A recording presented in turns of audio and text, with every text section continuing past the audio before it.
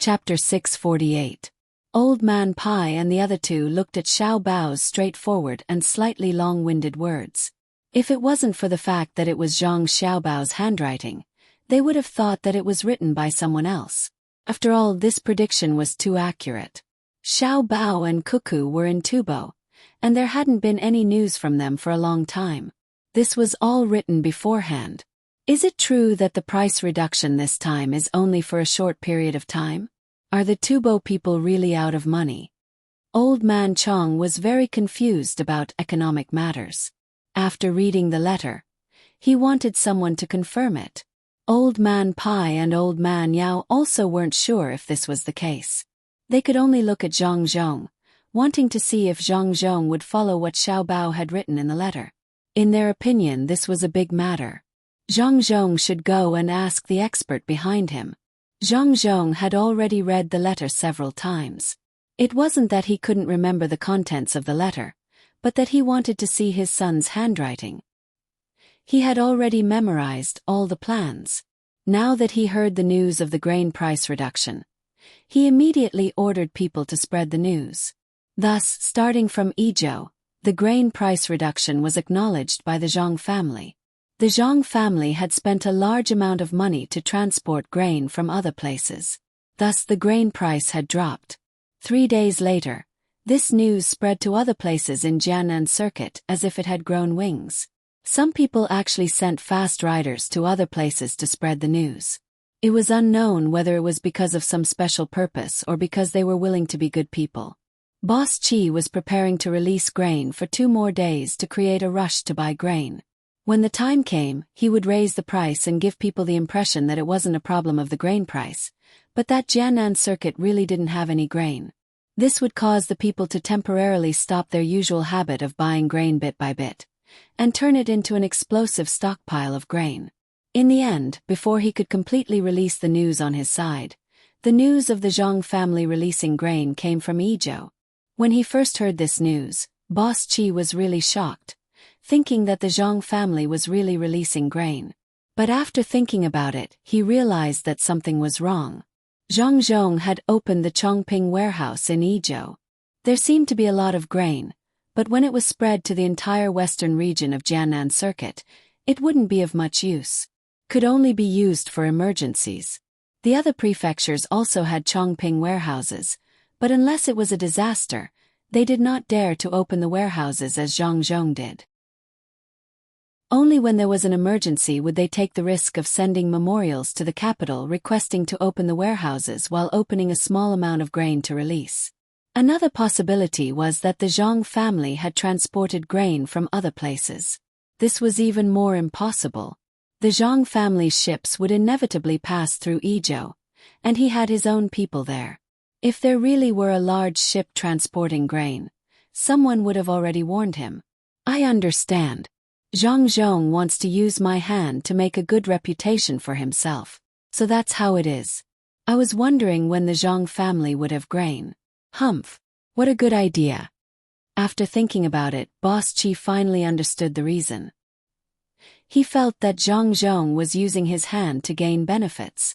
After hearing the news, the other merchants gathered to discuss the matter with Boss Qi.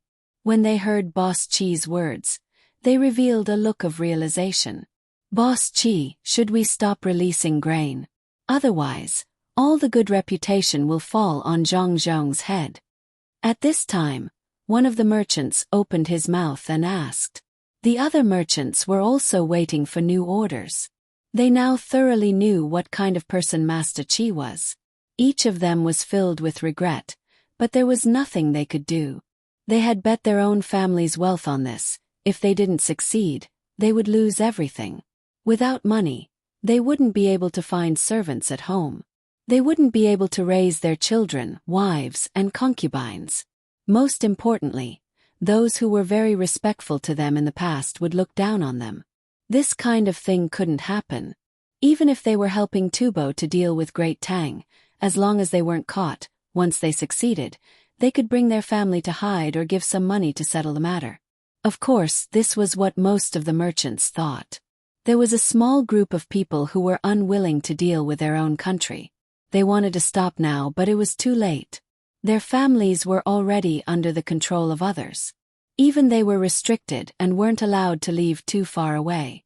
Zhong Gang was one of the small group of merchants. He wanted to spread the news as soon as possible so that the people of his country could be prepared.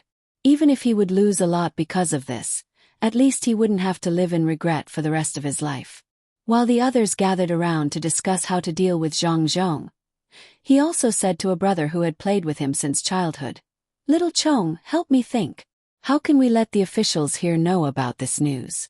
You usually have many ideas. Even when we make money together, we listen to you." The person who was called Little Chong looked at the merchants in front of him and then glanced around.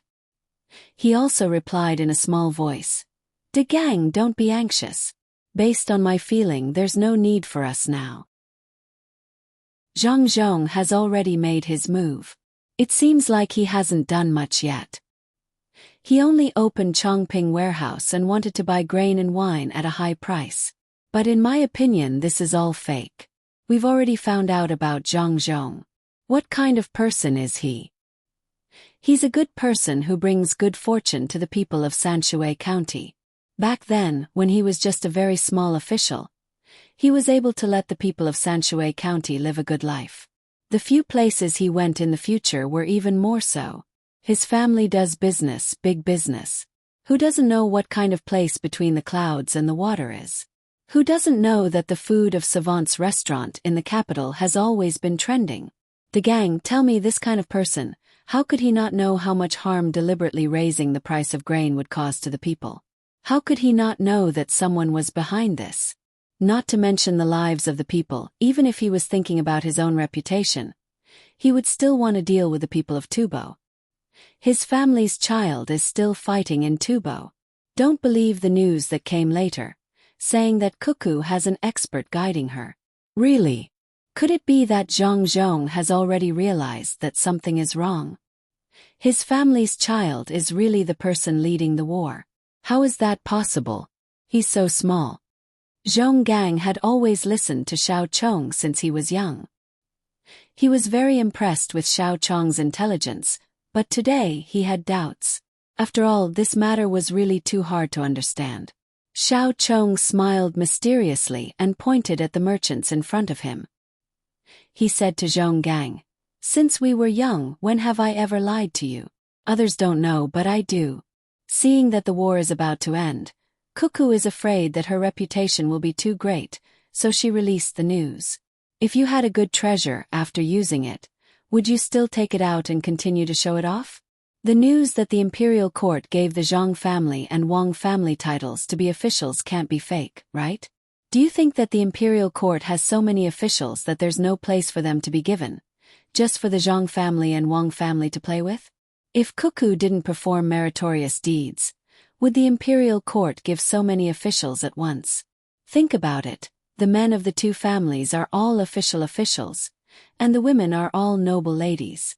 If the two families are linked together, how big of a force would that be? Xiao Chong spoke very confidently. Normally, he liked to think about all kinds of things and connect all the dots together. That was why he and Zhong Gang were able to start from scratch and amass a considerable amount of wealth before the age of 30. He was able to connect the dots that normal people didn't want to think too much about.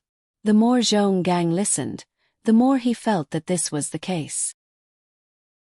After hearing Xiao Chong's words, he finally relaxed. However, just as he was feeling more comfortable, he heard the merchants in front of him laughing meaningfully. His heart was in his throat again. He asked Xiao Chong, I still don't feel confident. The Tubo people have already collected a lot of grain and even sent a lot of powerful people to hold down the fort. On the surface, I know that the Chi guy is taking the lead. Things have already come to this point, but Zhong still hasn't made any big moves. Will it be too late? Xiao Chong looked at Zhong Gang's anxious eyes and sighed helplessly. He then comforted him. Don't think too much. How do you know Zhong hasn't made any big moves? Haven't you played the game of Monopoly? Ev, you always let me play, but I'm too stupid and can only play at the simplest level. Unlike you, you've already taken the top level exam twice. Although you haven't passed yet, you'll pass soon. You probably just need to take the exam again. What does this have to do with games? When Zhong Gang heard Xiao Chong mention the game of Monopoly, he thought of his own stupidity and Xiao Chong's cleverness. It wasn't that he didn't want to play a higher-level game, but that he couldn't pass the exam. In the end, it was no longer a game. The rules changed again and again. The most amazing thing wasn't the players, but the people who made the rules. It was said that there were still many rules that hadn't been released yet. However, the current situation didn't seem to have anything to do with the game of Monopoly. To have a brother like you, I'm lucky. I don't have to worry about being stabbed in the back. Someone like me can't even get into the top-level exam. Do you know what the top-level exam is? It's not a game. There are a lot of things involved in it. Let me put it this way. Anyone who can enter the top-level game is no ordinary person in real life. The top 10 of the top-level game have another kind of battle called the economic battle. It's only open to people from Great Tang, and outsiders aren't allowed to participate. That kind of game contains a lot of things and it's very complicated. Who came up with the Monopoly game? It's the Zhang family. The rules are all set by them and they can change at any time. The number 1 is Young Master Song from Between the Clouds and the Water in Sanshui County. Young Master Song is a member of the Zhang family. A few days ago, I heard that someone ranked number 10 appeared here. Can you guess who it is? Xiao Chong explained and then asked another question. Who is it? Number 10, isn't it someone with the surname Bai? It's said that he's very powerful. No one has ever seen his real face, and even if they did, they would keep it a secret. Do you know who he is? Zhong Gang asked curiously. There were people who knew who the other people were, but the person ranked number 10 was very mysterious and impossible to guess. I know, I found out by chance. Siningzhou. A few days ago, a lot of merchants went there to invest, and since they had nothing to do, they started playing.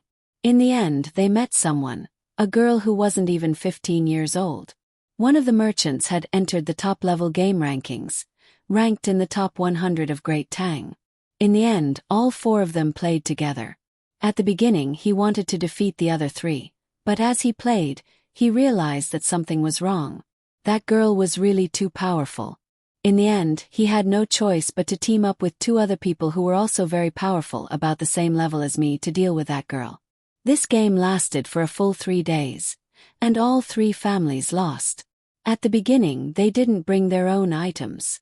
They had the same capital and the same map, but in the end, they were killed by that girl until they could only parry and didn't have the strength to fight back.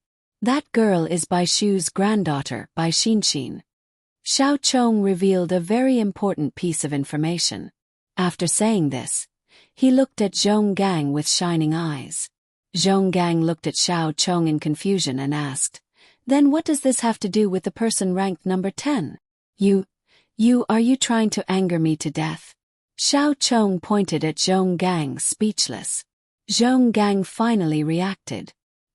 His eyes widened and he said in shock, "Xiao Chong, you're saying that Bai Xinshin is that person ranked number 10? The person ranked number 10 is actually a girl. As a girl, and also Sabai's granddaughter, no wonder she's so mysterious. She's really not inferior to a man. Yes, you're right. If she wasn't so powerful, how could she defeat a team of 2 people who had also entered the top-level game? The people on the top-level game rankings really live up to their reputation.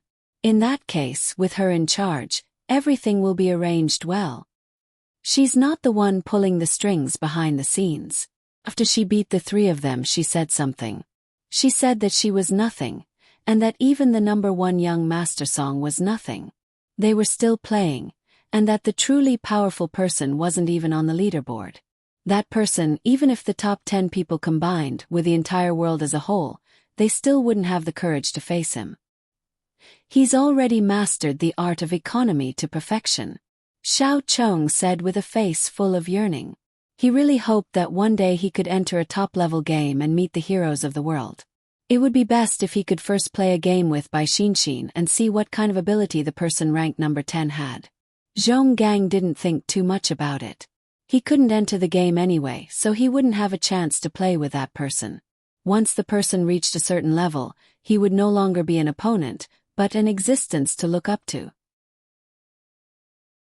After hearing Xiao Chong's words, he thought for a moment and said, "Xiao Chong, are you saying that the more powerful person is in the Zhang family, and this time he will make a move?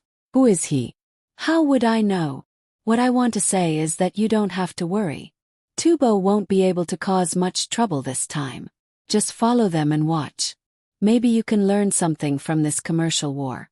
Alright, everyone is leaving, so let's go too. For now, let's listen to Boss Qi." Xiao Chong finally comforted Zhong Gang. Seeing that the people in front of him were almost done with their discussion, he walked over and took the mission he was going to accept. After reading the content on the paper, Wei Wei smiled and left with Zhong Gang, who had also accepted the mission. Seeing the merchants leave, Boss Qi sat on the futon and felt that something was wrong. He muttered to himself, "Could it be that some of the merchants are unstable? That doesn't seem to be the case. I knew that there would be people who wanted to quit, but they couldn't. There was no chance. They and their families were all being watched, so it was impossible for them to report anything. Maybe the Zhang family really sent food over. That can't be right. If they really sent food over, they would have taken it out and released it in large quantities. They don't have enough money to continue buying. Men, write a letter to the higher-ups and ask them what they should do next." Boss Qi, who couldn't figure it out, didn't want to waste any more time. He left the matter to the higher-ups and began writing the letter. 3 days later, most of the western provinces of Jiannan province saw the price of food rise again, even higher than before. The news that spread was that there was no more food, and no one knew where the food had been shipped to. The commoners who were eating Chong Ping Tsong's food, as expected by Boss Qi and the people behind him, began to buy irrationally, changing their previous habit of eating little by little and buying little by little. Only the price of salt and oil didn't fluctuate too much. They were still firmly controlled at their original bases. When the price was high, it wouldn't be much higher, and when the price was low, it wouldn't be much lower. This made Boss Qi and the people behind him feel helpless. They wanted to pry the price of these two goods, especially the price of salt, but they were firmly suppressed. They tried a few times, but every time there seemed to be someone giving them a strong counterattack. The warning was very obvious, and there wasn't the slightest bit of concession. They threw in 10,000 strings, but it was like a drop of water thrown into the ocean, not causing the slightest ripple. It was precisely because of this that the people behind Boss Qi faintly felt that something was wrong. He had seen the methods of the other party during the salt price fight. Steady, accurate, and ruthless, and he couldn't find any loopholes. He really couldn't figure out who was behind this. After all, he was someone who had been lying in ambush in Great Tang. He had an identity that others didn't know about. He was also a tycoon who had transcended the game, and he was ranked 11th. He didn't enter the top 10, but he reckoned that this was the case. Otherwise, he would have a chance to enter the top 10. He felt that even if he were to fight with that person surnamed Song, he would have a 60% chance of winning. But when faced with the salt and oil price fight, he suddenly felt as though he was facing a mountain and an ocean. Who was it? Who was it? Who was the mastermind behind the scenes to fix the price of the two goods so firmly? Thus he became anxious. He wanted to end this economic war with Jiannan Circuit as soon as possible so that he could reinforce his country. He couldn't delay any longer. If that person were to make a move on the grain price and livestock, he didn't have the confidence to win. The price of grain in Jiannan Circuit quickly rose, and it continued to rise. The commoners rushed to buy it, and among those who had grain, a small portion of them still kept it for Zhang Zhong. Zhang Xiaobao was prepared to give them more benefits after this matter was settled, and half of them sold their grain to the merchants led by Boss Qi. As for the remaining portion, they took out their grain and sold it themselves. The entire western region of Jiannan Circuit was in a precarious situation, and there were already officials who had written memorials and sent them to the capital, asking if the capital would allow Chong Pingtsong to be used. The leading official in the capital, Li Longji, wasn't anxious at all. According to Zhang Jiuling's words, with the Zhang family overseeing the situation, if they still needed to use Chongpingcong, then they would be underestimating the Great Tang too much. Let the Tubo people play, and this was a good opportunity to let them experience what an economic war was. As a result, many letters were sent back from the capital to the Jiannan circuit, telling the officials not to worry about it. During the purchase and sale of large quantities of grain, they would collect the necessary taxes and provide the necessary tools. However, a portion of the taxes collected would be handed over to Zhang Zhong when the time came. When the officials saw the situation in the court, they weren't anxious anymore. Although they still had to pay Zhang Zhong a portion of the taxes collected, it wasn't a big deal. After all, the price of grain was high, and so was the tax. It wouldn't be a loss to give the higher portion to Zhang Zhong. Amidst the high price of grain, the Zhang family made a move and began to sell tricycles. The cost of making a tricycle wasn't low, and many local craftsmen were hired to work on it. The price of a single tricycle was enough to buy 2 horses. The Zhang family directly sent these tricycles to the temporarily established car shops in various places and rented them to people who needed to use them. They were free of charge for maintenance as long as each person paid 10 copper coins a day. If the business wasn't good, they were allowed to delay the payment for a few days. The tricycles were all handmade, and they used bearings and chains. Although it was difficult to travel on other roads, it would be easier to travel on new roads in the future. 10 copper coins a day might seem like a lot, but the tricycles didn't need to be fed fodder. Currently, grass was scarce, and it wasn't a good time to feed animals.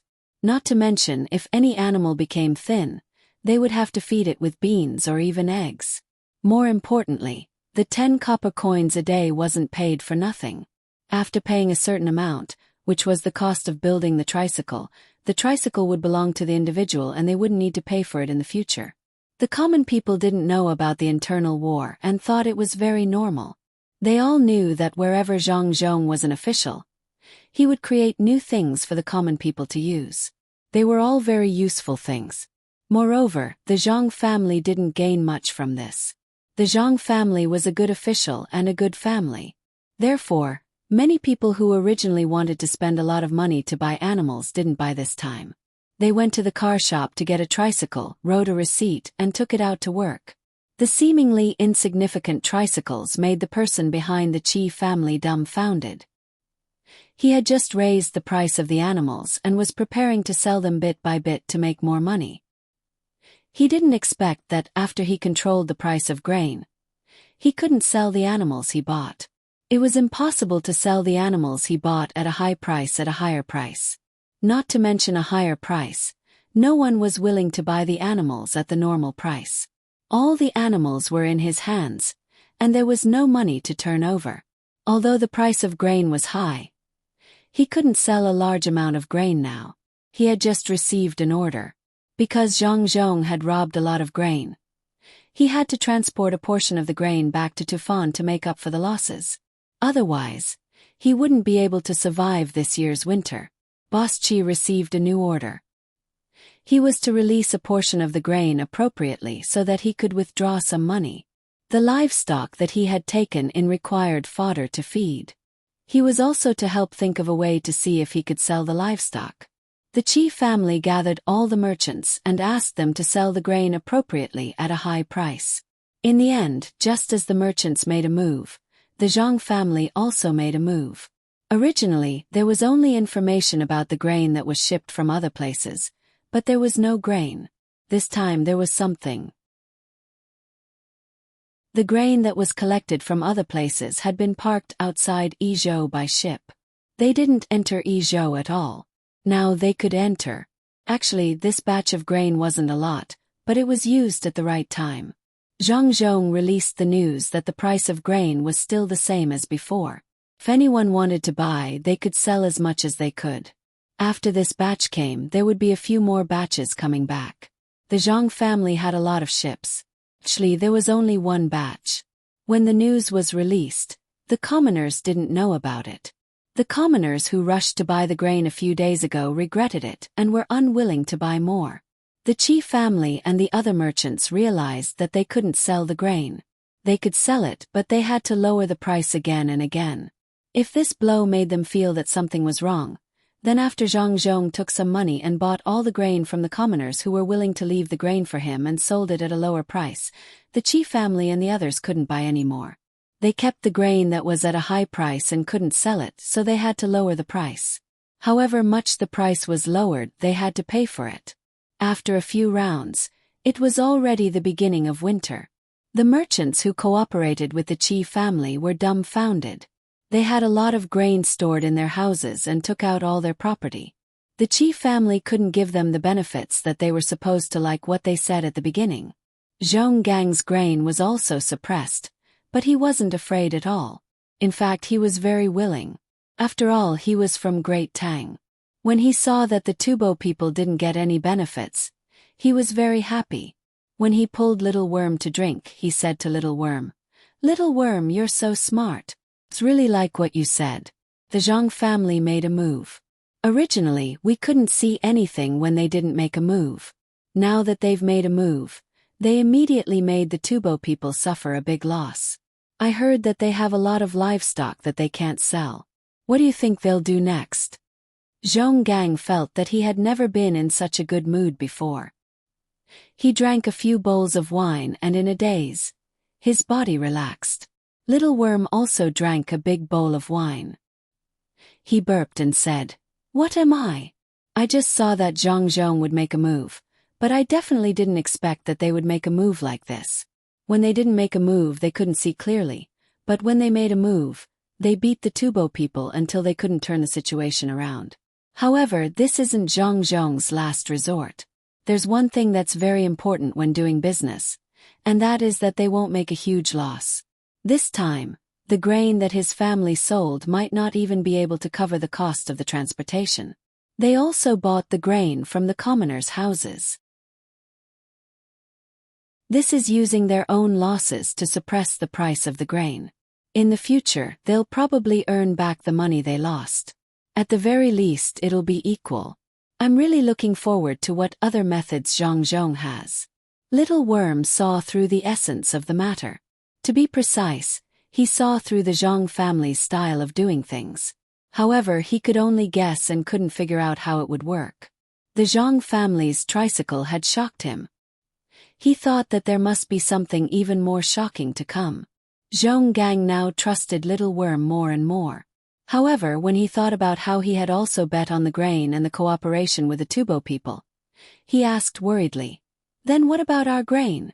According to the current price, as long as we sell it, we'll be making a loss. Also, will the imperial court hold us responsible after this matter is over?" "Don't worry. A few days ago, while the Tubo people were flustered, I already wrote a letter to Zhang Zhong.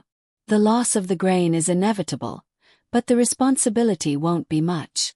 After all, back then, we didn't know that the people we were cooperating with were the Tubo people. Merchants pursue profit, and if we don't pursue it well, we can only bear the loss ourselves." Little Worm wasn't worried about being caught and beheaded. He just felt that the loss this time was too great.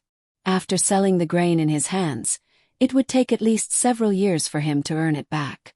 This kind of loss couldn't be said to be small. If he hadn't lost it, he could have used the original money to make a bigger deal. However, he didn't have the opportunity now. If he delayed for several years, he might miss out on many opportunities to make a fortune. Not long after, Zhang Zhong took out a new method and began to purchase large quantities of livestock. He set the price to be very low.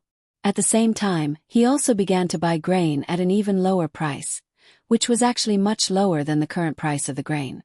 At the same time, he marked out a piece of land on a mountain in Wing Prefecture to be used to grow special medicinal herbs. The merchants seeking cooperation in Jiannan province would invest in this land together. The price of this land wasn't low. Zhang Zhong didn't use administrative means to obtain it himself, but rather wanted to buy it together with other merchants. Although it was said that many new medicines might be developed in the future, in reality, they hadn't been developed yet. They were just using this as a means of publicity. Of course, they would study it in the future. The medicinal herbs here were indeed good, but the risks would also be borne by the merchants. Zhang Zhong came out with a special plan, which was how to research the medicine and how to grow it. The initial income would be from selling ordinary medicinal herbs. Later on, when the research was developed, there would be more money to be earned. It would be a lie if the merchants said that they weren't tempted. The merchants who were cooperating with Zhang Zhong took out a portion of their money for him to use. The merchants who weren't cooperating with him were also anxious, especially the merchants who were buying grain. They really wanted to make up for their losses by cooperating with Zhang Zhong. After all, the business of the Zhang family didn't seem to be losing money. It would be very good to follow the Zhang family, but they didn't have money, so they could only buy grain at a high price. Each and every one of them was pondering whether they should sell the grain at the price Zhang Zhong offered and use it to invest. Even if they only sold a portion, they would lose a portion. While they were still hesitating, Zhang Zhong once again released news that he would build beautiful houses on the newly built road and sell them to others at a very low price. He would also set up a jewelry store, and soon a large number of pearls would be shipped from the seaside. When other people buy jewelry, the price wouldn't be as high as it was now. The person behind the Qi family became even more anxious. He had food and livestock in his hands. The method he used to come here was to mortgage property and jewelry in batches. Then he used the money from the mortgage to buy a house. Then he used the money from the mortgage to get a lot of money from the bank. Every time they would send a different person. They would also try their best not to find the same bank. The jewels in the past were no longer valuable, and the original bank was no longer willing to lend money. The bank had suffered a huge loss and needed to collect funds. Zhang Zhong wanted to build better houses, so he used the money from the mortgage to buy the houses at a low price. He couldn't expect to continue to get money from the bank. He could choose not to sell the grain, but the livestock needed to eat. The amount of money they ate every day was a shocking amount. He originally planned to sell the grain bit by bit, earn a portion and raise another portion. But now it was all over. At this time, if the Tubo people who were in charge of economic warfare still wanted to use the food and livestock in their hands to cause a huge impact to the local economy, then with Zhang Zhong's hand, this person would be completely dumbfounded. Zhang Zhong proposed a method of artificial inoculation for the livestock and provided the corresponding personnel. They were the veterinarians in the hospital who studied the animals. Most people now let the livestock breed by themselves, and the efficiency was very low. But the Zhang family, especially Zhang Xiaobao and Wang Wan, knew how they made animals pregnant. The simplest method was the giant panda. If the giant panda bred by itself, then it was over. At the same time, there were many aphrodisiacs. To the people here it was a very normal thing. Zhang Xiaobao and Wang Wan felt that aphrodisiacs were drugs with a certain amount of hormones or could promote the secretion of hormones in animals. If they were given to the female and the male was directly injected into the female's body, the success rate of breeding would be very high. The doctors brought by the Zhang family had already come up with their own theory through dissection and experiments. Although it was not perfect, it was enough to let many livestock give birth to more cubs. The Zhang family's tricycles only affected the transportation industry. If they waited a little longer, or if the Tubo people were willing to use their own grain to feed the livestock and survive this year's winter, the price of livestock would continue to rise in the spring plowing next year. Then they would still have the strength to fight. Of course, the prerequisite was that the Tubo people were not arrested. This kind of thing was very common. If they couldn't beat you economically, then they would use administrative means to solve it. However, Zhang Xiaobao didn't want to do that. He wanted to crush all of the Tubo people's hopes. He wanted to clearly tell the Tubo people that they couldn't fight with swords and guns. They also couldn't play economic warfare. I don't want to use other means to deal with you. I will let you choose all the areas you want. I will accept all of them. I will beat you until you lose all confidence. Zhang Xiaobao did it. Once the breeding technology was introduced, the livestock would lose its original demand. The people also didn't have to worry. During the spring plowing next year, they would use manpower to plow the land. After a year, there would be a lot of cheaper livestock to use. After all, Zhang Zhong had promised that he would transfer more livestock from other places. At most, they would work hard for a whole spring. They wouldn't have to spend a few times more money to buy livestock. If they really wanted to buy livestock, one was whether they could afford it. Another was that they would rather spend more money and not farm. That way they wouldn't lose so much money. Zhang Zhong took drastic measures to deal with the Tubo people. He used both real and fake methods to force the Tubo people to the point that they couldn't do anything. Master Qi had already been transferred over. Master Chen, who was in charge of purchasing horses, also went over to discuss a solution. The person in charge had been beaten until he lost all confidence. He finally knew who his opponent was. It was the people from the Zhang family. Moreover, it was the same person who competed with him for the salt price and oil price. In order to ensure that he wouldn't be exposed, the person behind the scenes wore a mask. His voice was hoarse. It was unknown whether he had taken medicine or was pretending. A few people who followed the operation were gathered together. The masked person finally spoke. "You can call me number 1 or Mask. As for who I am, there is no need for you to know. Now let's talk. What should we do?" Master Qi looked at this person who he thought was very powerful but lost. He said, "Our opponent is Zhang Zhong. Should we send people to kill Zhang Zhong directly? It would be good if we could get the explosives that they used to blow up the mountain. As long as we get close to it, we can ignite it and blow up everyone around us." Number 1 turned and looked at Master Qi. "Don't say such things in the future. I don't want to hear it. Do you think Zhang Zhong is so easy to assassinate? How many people do he have to protect him? Don't even mention the explosives. They purposely let us send people to steal them so that we can expose more people." Master Qi lowered his head. Number 1 was right. His idea couldn't be realized. However, he was a little unwilling to accept it. Perhaps he saw through his thoughts. A person who cooperated with old Master Chen said to him, "Even if we can kill Zhang Zhong, we can't do it. Cuckoo will go crazy. She will gather all the money in her family and desperately prepare an army. When the time comes to attack Tubo, no matter how many people we lose, we won't be able to stop her. Now she is only following orders. She won't sell her family's business for the final attack. Just wait for her to come back. I think the Tang dynasty is preparing to hide her. Don't use her for now. Tubo can use this opportunity to develop. When we have more powerful people, we won't have to be afraid of her anymore." When Master Qi heard someone mention Cuckoo, he felt hatred and helplessness. The current situation didn't allow Tubo to really force Zhang Zhong and Wang family to gamble with their family's business and launch a crazy attack. If she really did it, then even if Tubo won in the end, they would lose the opportunity to develop. They wouldn't be able to catch up with the Tang dynasty. When the Tang dynasty sent troops over, they wouldn't have any chance of winning. Old Master Chen was the most worried. He was in charge of the animals that he bought.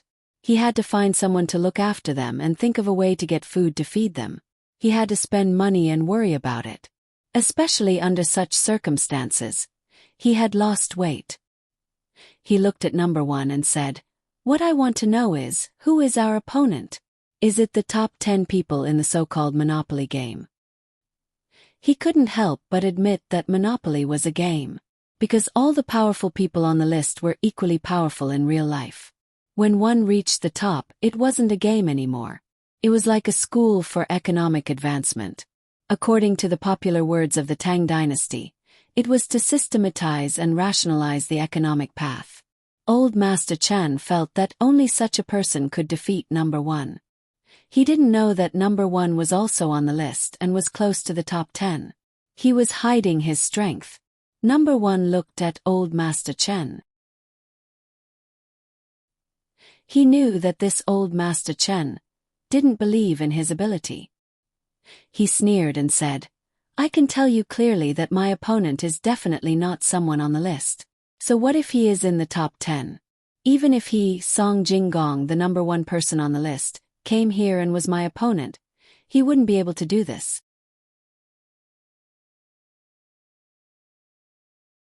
Chapter 649. When number one mentioned this matter, he couldn't help but tremble. When he was sent to the Tang dynasty, he was very smart and very talented in this thing called economics. After he hid in the Tang dynasty, he did a lot of business and earned a lot of money. Now that he had taken it all out, he was probably going to lose it all. When the Monopoly game was first released, he thought that it was a game for children and didn't take it seriously at all. However, later on the rules changed and there were various levels. Only then did he come into contact with it with the intention of playing. When he started playing, he realized that things weren't as simple as he thought. That's right, the lowest level of the Monopoly game was really meant for children to play. However, the higher the level, the more different it became. It had already transcended the existence of the game. When it reached the top level, it would be completely different. It had nothing to do with the game at all. All the operations were based on reality. There were all kinds of rules inside. If one wanted to play well at that level, they had to be very powerful in reality. Even so, he wasn't worried. Ever since he entered the rankings, he realized that he had the ability to fight with the people in front of him. He wasn't afraid of anyone, even the person surnamed Song, who was ranked first. Therefore, he once again underestimated this game, especially the person who made the rules. The rules were not comprehensive at once, but gradually improved as the game progressed. In his heart, if he couldn't make all the rules at once, then it wasn't a skill. If he had enough time, he would be better than this person. However, in this economic war, he finally understood that his opponent must be the person who made the rules of the game. This was because he saw a lot of things from it. He understood why the rules kept changing and gradually improving. It wasn't that that person didn't want to fix the rules the first time, but as new things came out, the original rules couldn't be used anymore. Rules were perfected with each new thing. That person must have thought of this back then, so leaving a loophole in the rules was not for others to take advantage of. Of course, it was your ability to take advantage of it. The most fundamental reason was to encourage people to discover more new things. This was a kind of broad-mindedness, leaving hope to others, and then telling everyone involved that they were the ones who made the rules. If they wanted to join, they had to understand more of the current affairs, or else they could only play along with others. This kind of system was set up to nurture more outstanding talents. That person seemed to really want someone to surpass him one day and surpass him. He sacrificed his own interests to pave the way for others. Therefore, this person did not enter the list because he was afraid that others would lose again and again when facing him and lose the confidence to advance. This person would always hide behind the scenes. Only when the rules were being perfected would he quietly come out and take a look around before continuing to retreat. He was someone who truly cared about the country. His breadth of mind was already shocking, but what surprised him even more was his methods. This time he had lost without resentment. When he manipulated the salt price and oil price, he had already been warned. He was the one who refused to accept it. When he was worried, he still wanted to compete. If he had retreated at that time, he might have been able to make some money, but he wasn't confident. The result was the current situation. The other party had made a move. When he didn't make a move, he was as quiet as a virgin. Once he made a move, he was like a goshawk catching a rabbit. It was a pity that he didn't have the ability to do that. Master. With such a master in the Tang dynasty, there was no need to rely on economic means to attack in the future. It was useless. He was not at the same level as that person. It was like an adult playing with a child. No wonder he didn't enter the list. If he was on the list, how could others live? Thinking about it, number one forgot about the matter in front of him. He sat there, looking at the door in a daze. The others didn't know how big of a blow number one had suffered. They thought that number one was thinking of a way to defeat the other party, so they didn't dare to disturb him and just waited quietly. It wasn't until the sound of an unknown bird came from outside that number one broke free from the state of fear and found that his clothes were wet at this moment. Mask, have you thought of a good idea? Old Master Chen saw number one turn around and asked. The solution is to immediately sell all the food and livestock at a low price to Zhang. We will take the rest of the money and run away. I will personally ask for punishment from my country. This time it's not your fault. It's all because the opponent is too strong. Number 1 sighed and said to the others. Everyone was stunned. Run. If we sell it at a low price, we will lose a lot. We will lose at least half of our original capital. This is the loss after we used a special method to transfer more of the risk to the local bank. Otherwise, if it was all our money, we would really lose everything. Can't we think of another way? After all, the food and horses are in our hands. We don't have enough food here, and the same goes for the livestock. A lot of the news that Zhang Zhong released is false. If we persist, maybe he will be afraid.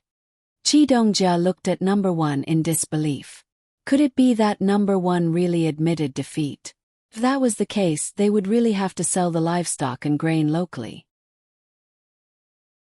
Otherwise, if they were to transport the grain back, it would be troublesome. They would be easily attacked by the Tang army. After all, they were too big of a target. Number 1 also didn't want to retreat like this. He would think of a way to transport a portion of the grain back. The rest couldn't be left behind. Otherwise, it wouldn't be enough for the transport.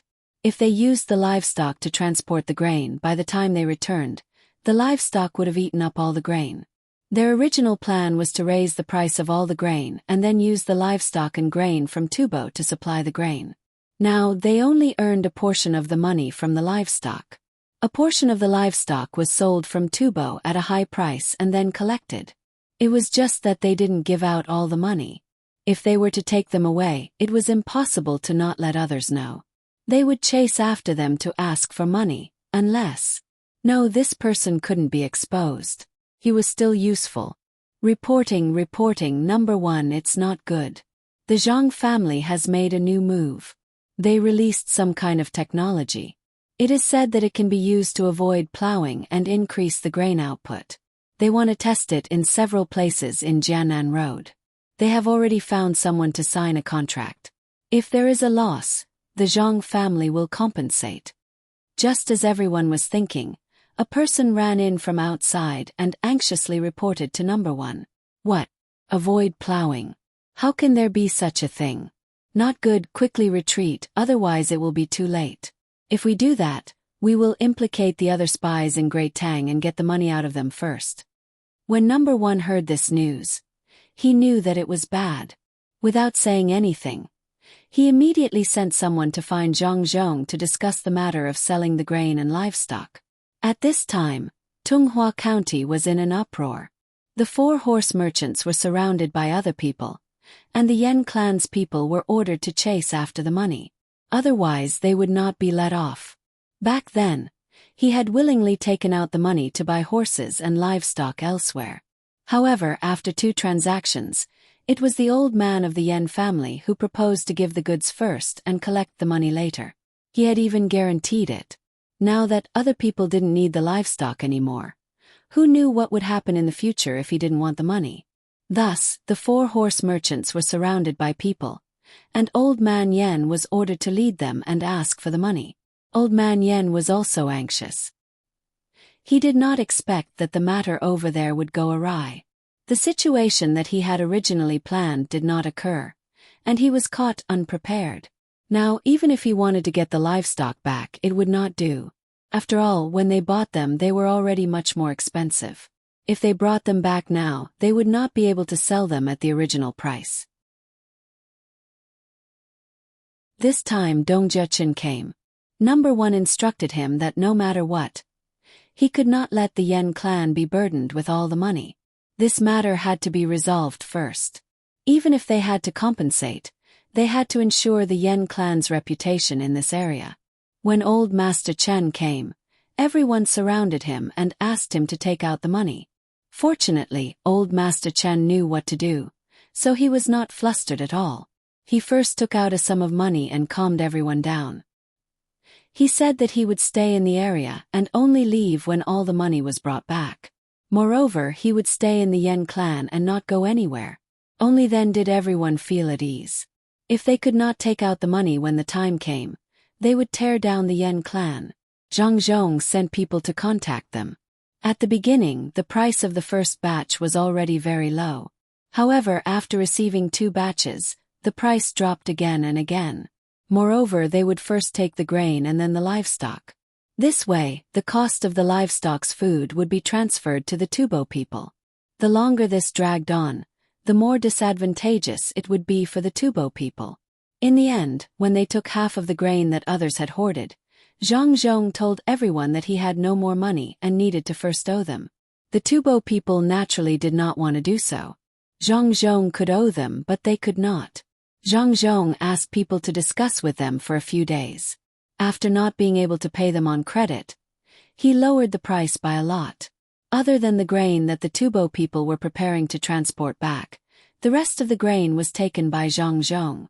Right at this moment, the secret agent who was at the front lines in Tubo sent someone back to deliver a message. A month ago, after Cuckoo led the light cavalry and disappeared into the vast desert, they attacked the Tubo people in Shuazhou. They attacked countless villages in the periphery of Shuazhou and burned a large amount of autumn grain. 20 days ago, Cuckoo went around the enemy's regular army and entered the vicinity of Daowu City.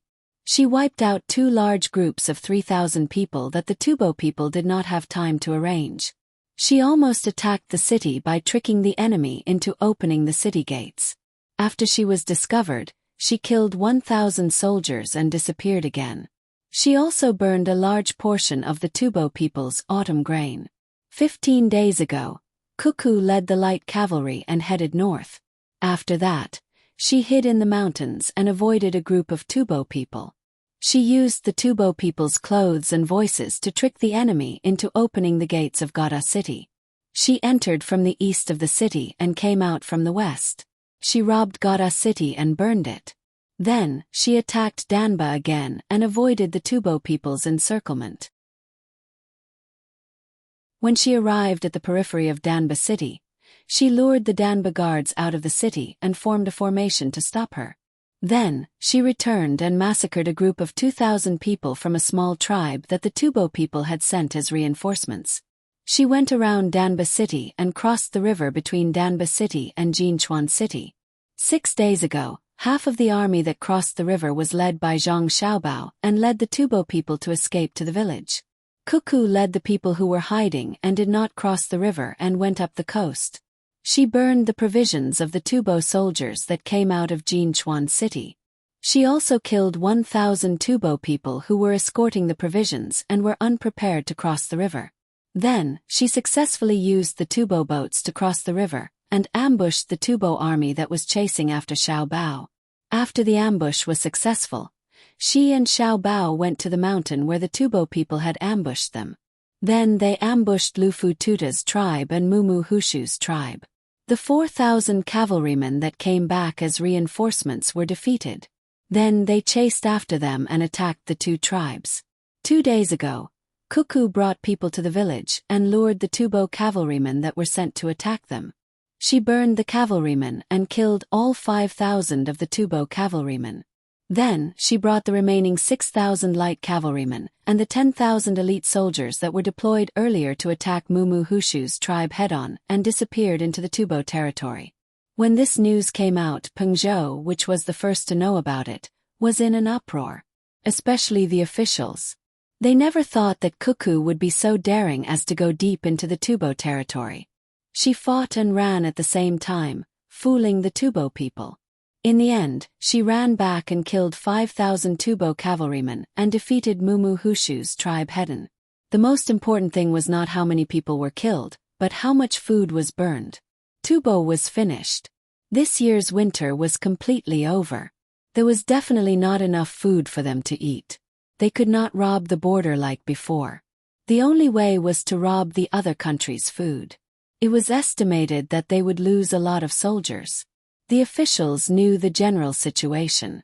The commander there was Cuckoo. The Tubo people also said that it was Cuckoo. They would not admit that there was someone more powerful. The first thought that appeared in the minds of the officials here was that they must send the taxes collected this year to Zhangzhong in time. They must be more proactive and not wait for Zhangzhong to send people to urge them. It would be easy for Zhangzhong to misunderstand that they did not want to give the taxes to him. Then, what would happen to his daughter-in-law when she returned? Also, the officials were worried about Cuckoo. The Tubo people were killed until their eyes were red. There were so many of them, but they could not catch a little girl. The little girl came and went as she pleased. They sent out many soldiers to block the entrance. No matter what, they could not let Cuckoo escape. The officials were all afraid that Cuckoo would be blocked. At this time, Cuckoo was suddenly very contradictory in their hearts. She was not a demon, but a little girl who was going to be bullied by many adults. A very cute little girl. Zhang Zhong was also worried. He did not expect that his daughter-in-law could be so good. After disappearing for such a long time, she shocked everyone when she reappeared. He was really afraid that his son and daughter-in-law would be blocked. After all, the Tubo people had crazily arranged layers of heavy soldiers in Pengzhou. There were also many cavalries, the kind where each person rode 2 horses. They were determined to chase Cuckoo. After Old Man Pai and the other 2 received the news, they looked at each other and did not say a word. After a full hour, Old Man Pai was the first to speak. This time, Cuckoo can be considered to have made a great contribution to our dynasty. I reckon that the Tubo people will not be able to recover in a few years. It is not only the provisions that were burned, but also the morale of the soldiers. As long as Cuckoo successfully escapes, the Tubo people will not dare to act rashly in the future. Even if other people use Cuckoo's flag, they will be able to scare off a small group of Tubo troops. That's right. No wonder Xiao Bao and Cuckoo wrote a letter back and asked this side to say that the general leading the troops was someone else. It turns out that Cuckoo wanted to make a big move at that time. She really succeeded. She made use of the speed of the cavalries and made the Tubo people unable to react in time. She specifically attacked places that others would not expect. Old Man Yao also said happily. Old Man Chong appeared to be very anxious. He urged at the side, "We should let Pengzhou send out troops to help Cuckoo come back. We can't just ignore her. The Tubo people have blocked most of the roads." That's right. If we don't send out troops to help, Cuckoo will be in trouble. We can't let our hero be sad outside. Old Man Pai made a decision. Old Man Yao immediately asked someone to bring the 4 treasures of the study and prepared to write a letter to the people in Pengzhou. This time, he was using his own name to request Pengzhou to forcefully send out troops. Even if he was impeached by the imperial court, he would do it. However, he believed that the imperial court would not say anything. He thought that even if he sent the news to the imperial court, the emperor would also think the same. However, there was not enough time. Who knew what situation Cuckoo was in right now and where she ran to? If she was one day late and was surrounded, wouldn't he regret it to death? Just as Old Man Yao was writing the letter, another news came from Pengzhou.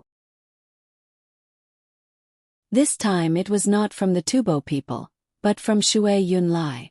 Zhang Zhong took the letter and hurriedly found Old Man Pai and the other 2. He said to the 3 of them, "Don't be in a hurry to write a letter to Pengzhou to send out troops. Cuckoo and Xiao Bao wrote a letter saying that we don't have to worry about them. When we saw the letter, they were already on their way back. If we miss them, we can go to Chonggu town to pick them up.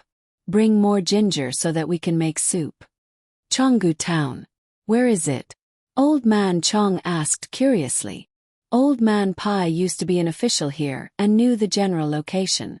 When he heard that it was Chonggu town, he immediately knew why Cuckoo and the others had returned. He said, Cuckoo and the others were preparing to cross the Great Snow Mountain. No wonder she still had the logistics people and the people there walk back through Pengzhou despite the dangerous situation previously. It turns out that she didn't want the enemy to discover that there was another way to get here. The Great Snow Mountain is indeed dangerous. When I thought about it, Cuckoo and the others had already made preparations. Yes, that's it. They probably burned charcoal along the way. The vegetable oil was prepared to burn the Tubo cavalry, and the charcoal was naturally left for crossing the Great Snow Mountain. At that time, she had already thought of an escape route. When Old Man Pai said this, Old Man Chong was relieved. Since they were able to return, it was good. Regardless of whether they had to cross the mountain or the ridge, with the charcoal to warm them, they probably wouldn't freeze to death. Thinking of this, Old Man Chong said to Zhang Zhong, "Your two children are amazing now. One is leading the army over there, and the other left a plan early on to win the economic war over here. One is a scholar and the other is a warrior. We don't have to worry about them in the future." After Zhang Zhong knew that his son and daughter-in-law were fine, he was happy. When he heard Old Man Chang's praise, he smiled so much that his eyes narrowed into a line. He said humbly, "You flatter me, you flatter me. The children still need to learn more. They can't think so highly of themselves just because they have some ability. When they come back, I will teach them a good lesson." Here is also Xiao Bao's plan. He wants us to sell grain to Tubo. He said that, in the spirit of international humanitarianism, we can't just watch the Tubo people starve to death. We have to help them and sell the excess grain to Tubo. They only need to pay a little bit of horses and livestock. Because the price of grain this year is too high, we can't ask for too low a price. Otherwise, the local people will suffer. We will sell to Tubo cheaply at 50 copper coins for a bucket of millet and 65 copper coins for a bucket of rice. This price is only slightly higher. Of course, because we have used new technology here, the price of livestock will be lower. In the past, it used to be 5 strings of coins for a horse to pull the carriage. Now it is 3 strings of coins. Also, since they are coming from Tubo, they will get thinner along the way. When they reach Great Tang, they must be nourished with good food. Let Tubo fork out another 500 copper coins, which is 2 strings of coins for a horse. The rest of the livestock and good horses will be sold according to this price. Zhang Zhong said modestly. He then took out the letter written by his son and read it to the 3 old men. The 3 old men didn't expect that Xiao Bao still didn't forget to scheme against Tubo at this time. The large amount of grain that they had just bought at a low price was sold at a higher price. What international humanitarianism? Was a mess of names. It sounded good, but in reality, it was just him pretending to be innocent after getting such a good deal. Good idea. This time Tubo has no choice but to buy. Otherwise they can only wait to starve to death. Without people, how are they going to rebuild? If they buy, there won't be enough livestock and war horses. What will they do for next year's spring plowing? Also, the number of cavalry in the army will be reduced by a lot. Our Great Tang will gain many benefits. I estimate that Tubo won't be able to recover in 5 years. By the time they recover, our Great Tang will be stronger than before. Maybe at that time it will be the time to accept Tubo into Great Tang. Quickly go and make the arrangements. Don't let the Tubo people know about this. If that happens, they won't sell their livestock. If we buy their livestock now, the price will be lower. Old Man Chong said excitedly and urged Zhang Zhong to make the arrangements.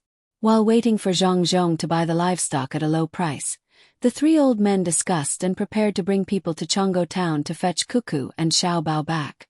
It would be very cold to cross the snowy mountains, so they prepared some ginger soup for the heroes. Zhang Zhong bought the livestock very quickly and didn't continue to bargain. He directly gave the money and asked the Tubo people to give the money to the Yen family in Tunghua County. At this time, Tubo No. 1 had no more money.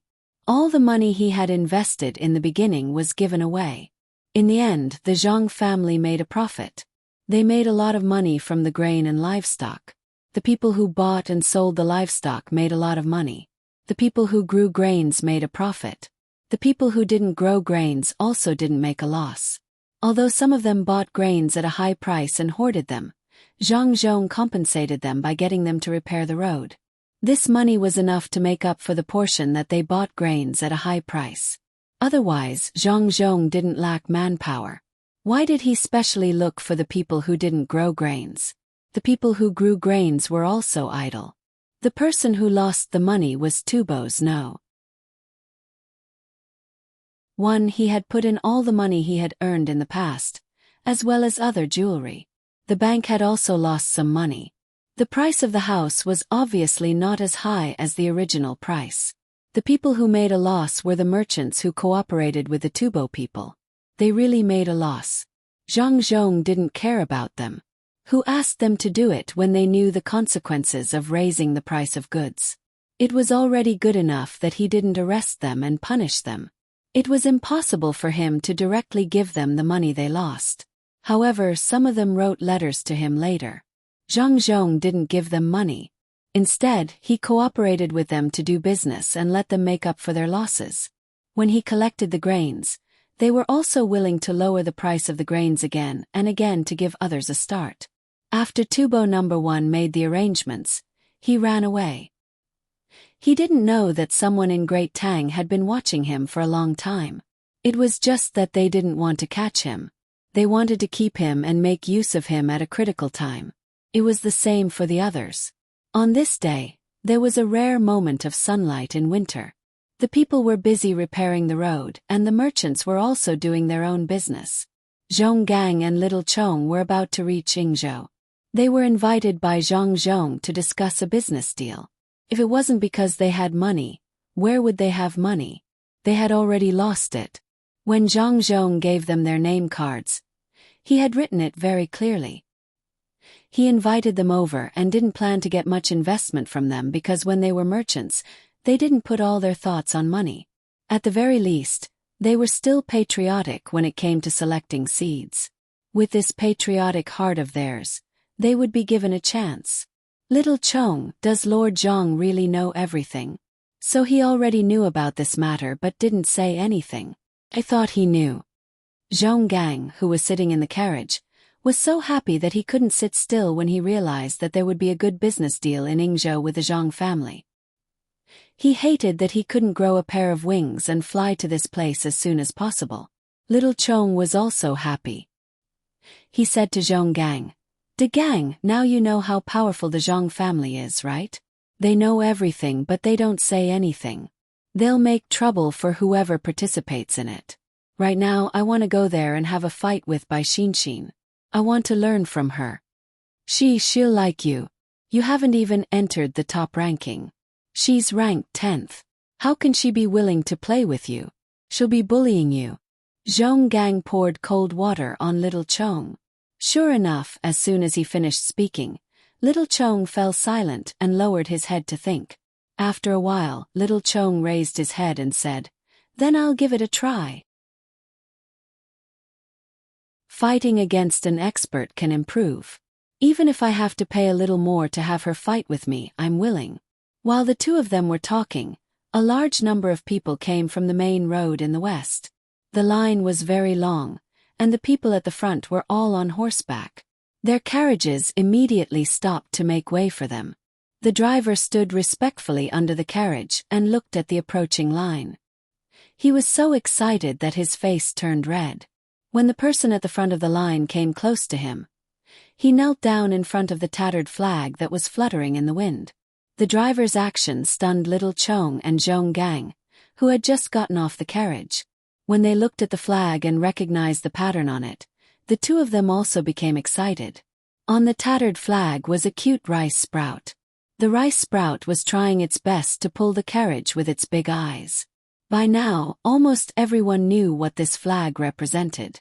When the two of them looked at the travel-worn riders in the line, they immediately knew what kind of team this was. The Great Tang's light cavalry that had killed countless enemies under the command of Cuckoo from the logistics camp in Izhou, and had made a name for itself in Tubo.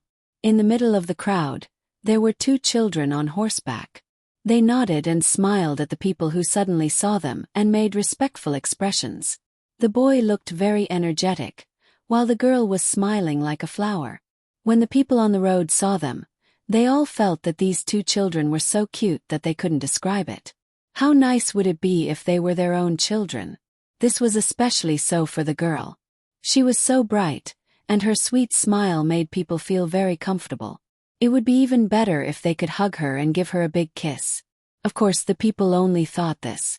They knew who this cute and obedient girl was. Although the imperial court had already released news that there was an expert behind Cuckoo, many people still didn't believe it. Especially after people gradually understood the situation behind this economic war, the people believed that it wasn't a big deal for the Zhang family to have an expert. It was this cute girl who led an army to kill the Tubo army that had less than 10,000 people and made them run away, not daring to fight. It was this girl who made the Tubo army use countless soldiers to encircle and annihilate them. It was this girl who used blood to question whether the Tubo army dared or not. Now that the girl had returned home, her smile was so beautiful. Where was the bloodiness of the battlefield? It was all because the Tubo people were too evil. Otherwise, how could such a good girl kill so many people? Yes, that's right, that's it. What demon? She suddenly became ignorant and didn't know how to name herself. She was clearly a fairy. The coachman who knelt down shouted at Wang Wan with tears streaming down his face. "Cuckoo, you're finally back. My wife and I have been worried about you. We were afraid that you would be blocked by people. It's good that you're back." Wang Wan was stunned when she saw this person. This person's reaction was too intense. Did he have to kneel down? "Cuckoo, you might not know, but among the people who died in Suzhou's Wangjiang, I was the only one, and my sister-in-law's family was washed away by the water. I didn't have the ability to fight against the Tubo people, but you did. You avenged them, so you are my family's benefactor. Thank you.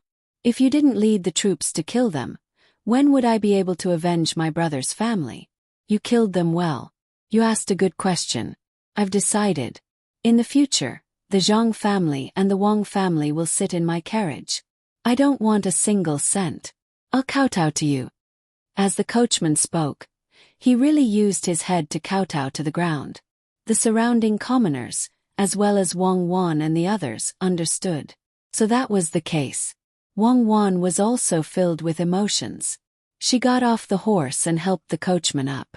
She said solemnly, "They harmed me, so I slaughtered their entire village. I haven't killed enough. When there's a chance in the future, I will continue to kill. This time I'm tired from killing, so I came back to rest. When the imperial court really mobilizes troops against the Tubo people, I will lead the troops out."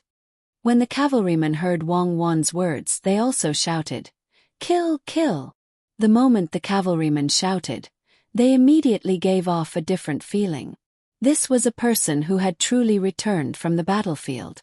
There was a faint smell of blood on their bodies. That kind of gaze made people not dare to look straight at them. Old Man Pai and the other two were also among the troops. They finally brought the people back. More than 15,000 soldiers had successfully crossed over the snowy mountain. Although more than 100 of them had fainted, they were still carried back. Along the way, there were charcoal fires to keep them warm and no one froze to death. At the beginning, the three old men hugged and kissed the two little fellows who had made great contributions.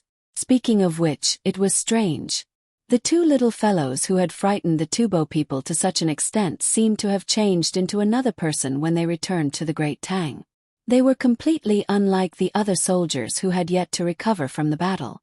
They did not know how the two little fellows did it, but the more they acted like this, the cuter they looked. When they thought about it carefully, they felt a chill from inside out. This showed that when the two little fellows killed the Tubo people until their corpses were piled up like mountains and rivers of blood flowed like rivers, they did not treat the Tubo people as people at all. After all, those were human lives that were taken one after another. Just thinking about how tragic it was when they killed the Tubo people made them feel terrified. Could the little fellows be so cold-blooded? However, after Cuckoo said this, the three old men relaxed. Cuckoo was right. One should treat the enemy as cold as ice and treat one's own people as warm as fire. After she said this, she and Xiao Bao also did the same. Along the way, she even cooked a few meals for Old Man Pai and the other two. She also sensibly told the three old men about the things that happened at the front line like a family member. This made Old Man Pai and the other two old men unable to associate the two little fellows with the people who fought in Tubo some time ago. They were clearly their own grandson and granddaughter. Look at how good they were. When they smiled, they had two dimples. At this time, Zhang Zhong also hurried over. He had long wanted to personally welcome them, but there were still many things that he needed to do here. He could only endure it and persuade his family to stay. If they were to get sick while rushing over, that would not be good. Under the blessing gazes of the people, Zhang Zhong came in front of Zhang Xiaobao and Wang Wan. He hugged the two children and kissed them left and right. However, he could not say a single word. Tears welled up in his eyes and he tried his best to not let them fall. "Father, did you kill the Tubo people? How much money did you cheat? Must be a lot. Now we can eat and drink to our heart's content." Zhang Xiaobao also enjoyed his father's care and said to his father, "What do you mean by how much money did you cheat? We did honest business and earned a lot. Cuckoo brought people over there to burn a lot of food. I reckon that most of it is still behind. Next time, you are not allowed to run away for many days without giving me any news. Xiao Bei and the others are talking about you too every day. They even broke boats and stuck maple leaves on them. If you two don't come back, they will get sick. They won't be able to play every day and won't eat much."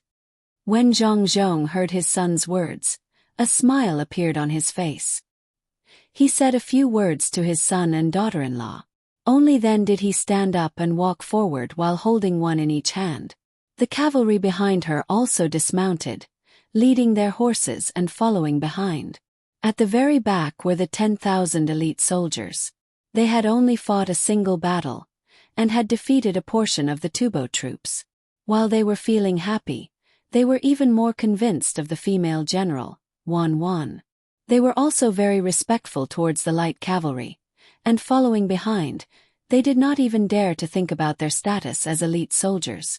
The cavalry had killed countless people. Even if it was not enough at the beginning, after this battle, they were no longer ordinary soldiers.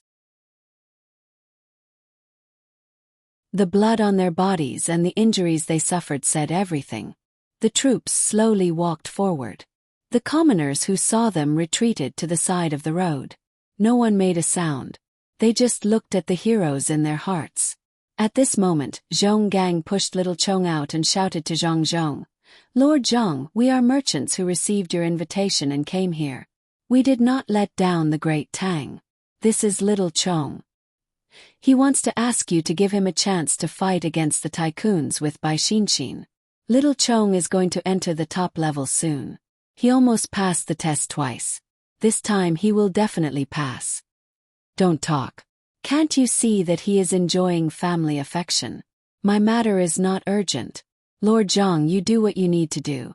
He is a straightforward person. He doesn't think before he speaks. Don't worry about me, I am fine." Little Worm looked around worriedly and explained to Zhang Zhong. Sure enough, the surrounding commoners all looked at him with an expression that said, "Why are you acting like this?" Zhang Zhong was in a good mood and didn't care about such trivial matters. Wang Wan also smiled at the two of them. Zhang Xiaobao looked at the two of them with interest and said to them, "Don't worry. Sister Xinair might not have time. She's also busy. How about this? When you reach Yingzhou, I will play with you. How about it? As long as you can last 6 hours against me, I will allow you to enter the top-level game." "You can't. You are just a child. It is better for Xinshin to come. She is strong," Zhong Gang said very directly. "How about this, when you win against me, I'll help you talk to Sister Xen. When the time comes, she will definitely agree. How about it?" Zhang Xiaobao asked again. "Okay, you said it. I will agree on little Chong's behalf. You must be careful. Don't get angry when you lose." Zhong Gang immediately agreed and glanced at little Chong. His meaning was for little Chong to work hard and beat the young master of the Zhang family first so that he could compete with Bai Xinshin. Little Chong did not look at Zhong Gang at all, but stared at Zhang Xiaobao. He suddenly felt that there was something wrong with the expression in this child's eyes. It was like a master speaking to a new disciple, very magnanimous and confident, as if he was going to test his disciple. At this time, Old Man Pai and the other two walked over. Old Man Pai looked at little Chong and said with a kind smile, "Not bad, you did not betray Great Tang. We should give you a chance. You must cherish it. As long as you can hold on under Xiao Bao's attacks, you will definitely enter the top level. Don't be fooled by Xiao Bao's 6 hours. Under that kind of speed, if you can hold on for 2 hours, you will be qualified to enter the top level. If you can really hold on for 6 hours, there will be a place for you in the top 10. Ah, you are. You're telling the truth. He's that good. I know who you are, no wonder you look so familiar. You are Sir Bai, and I have your portrait. Could he be more powerful than your granddaughter? Zhong Gang said quickly. Old Man Pai shook his head and left with a smile. Old Man Yao also said to little Chong, work hard. You must cherish this opportunity.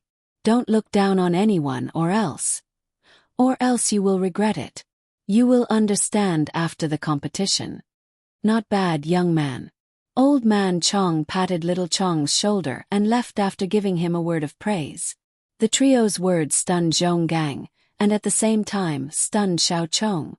Watching the procession gradually disappear into the distance, Xiao Chong thought for a moment and then muttered softly. Could it be that this little young master of the Zhang family is even more powerful than Bai Xinxin? Hold on for 6 hours. I am someone who is about to enter the top level. Even young Master Song can't defeat me in 6 hours, right? Could it be? No, this is definitely impossible. I don't believe it. Little Chong, what are you saying? Why don't you believe it? Zhong Gang nudged little Chong and asked. I don't believe that I can't hold on for more than 6 hours under his hands. Unless he is.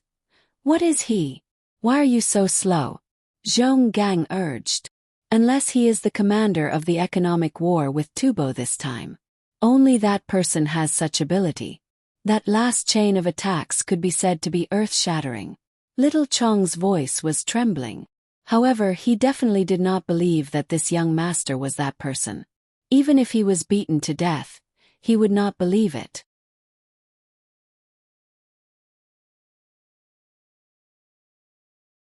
Chapter 650. The mountains were continuous, and the water was gurgling. When they met after returning, there was no need to mention how much they missed each other. The trees were curved, and the wind blew continuously.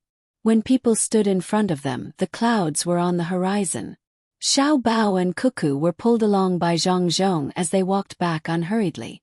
Behind them were the light cavalrymen who were leading the horses, as well as the remaining 9,000 elite soldiers who were defeated in just one battle. The originally busy commoners weren't in a hurry to do their own things. They also followed at the back of the group, hoping that they could do something to help. They all knew that they didn't have to worry about Tubo invading the border. At least within 3 years, Tubo wouldn't be able to recover. This time they were crippled. It wasn't that they lost a lot of soldiers, but that their morale was destroyed. After traveling for 2 hours, they arrived at the mountain entrance to Wing Province Prefecture. What entered Zhong Xiaobao and Wang Wan's eyes was a paved road. The middle of the road was paved with stones, and the 2 sides were complemented by cement. The cement road was for pedestrians to walk on, and the middle was for horses to run on. There happened to be a group of merchants in front of them. There were also many commoners helping to transport the goods. Just now, there were already people who took the small path to deliver the news in advance.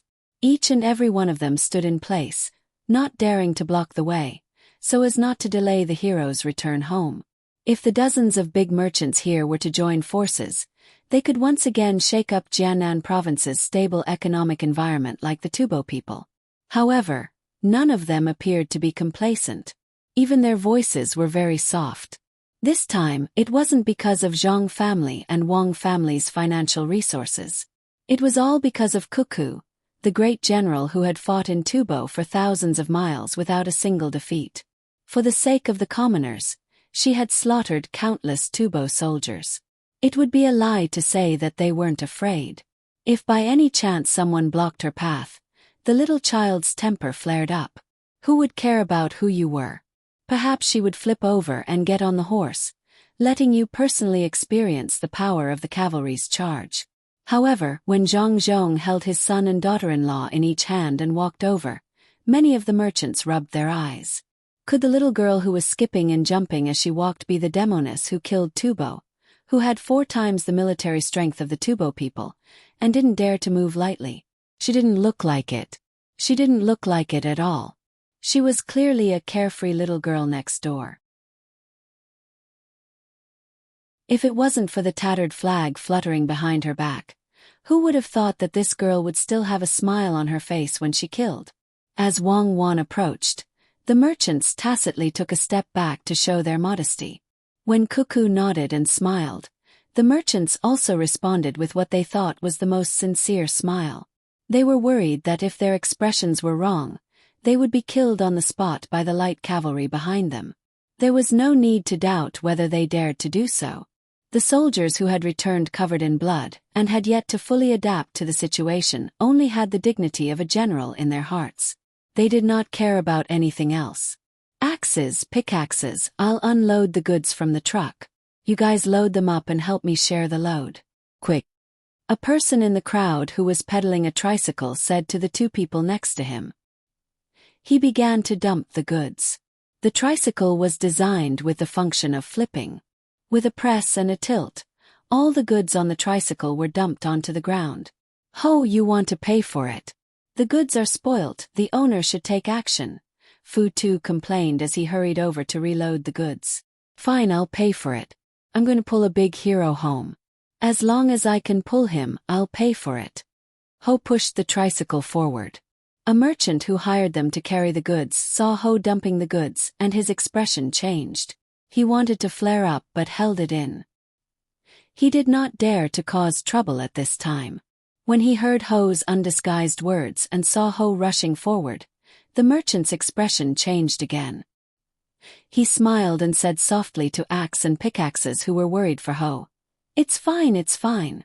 Just some goods. It's fine to throw them all away. Ho can't pull anyone, but I won't say anything.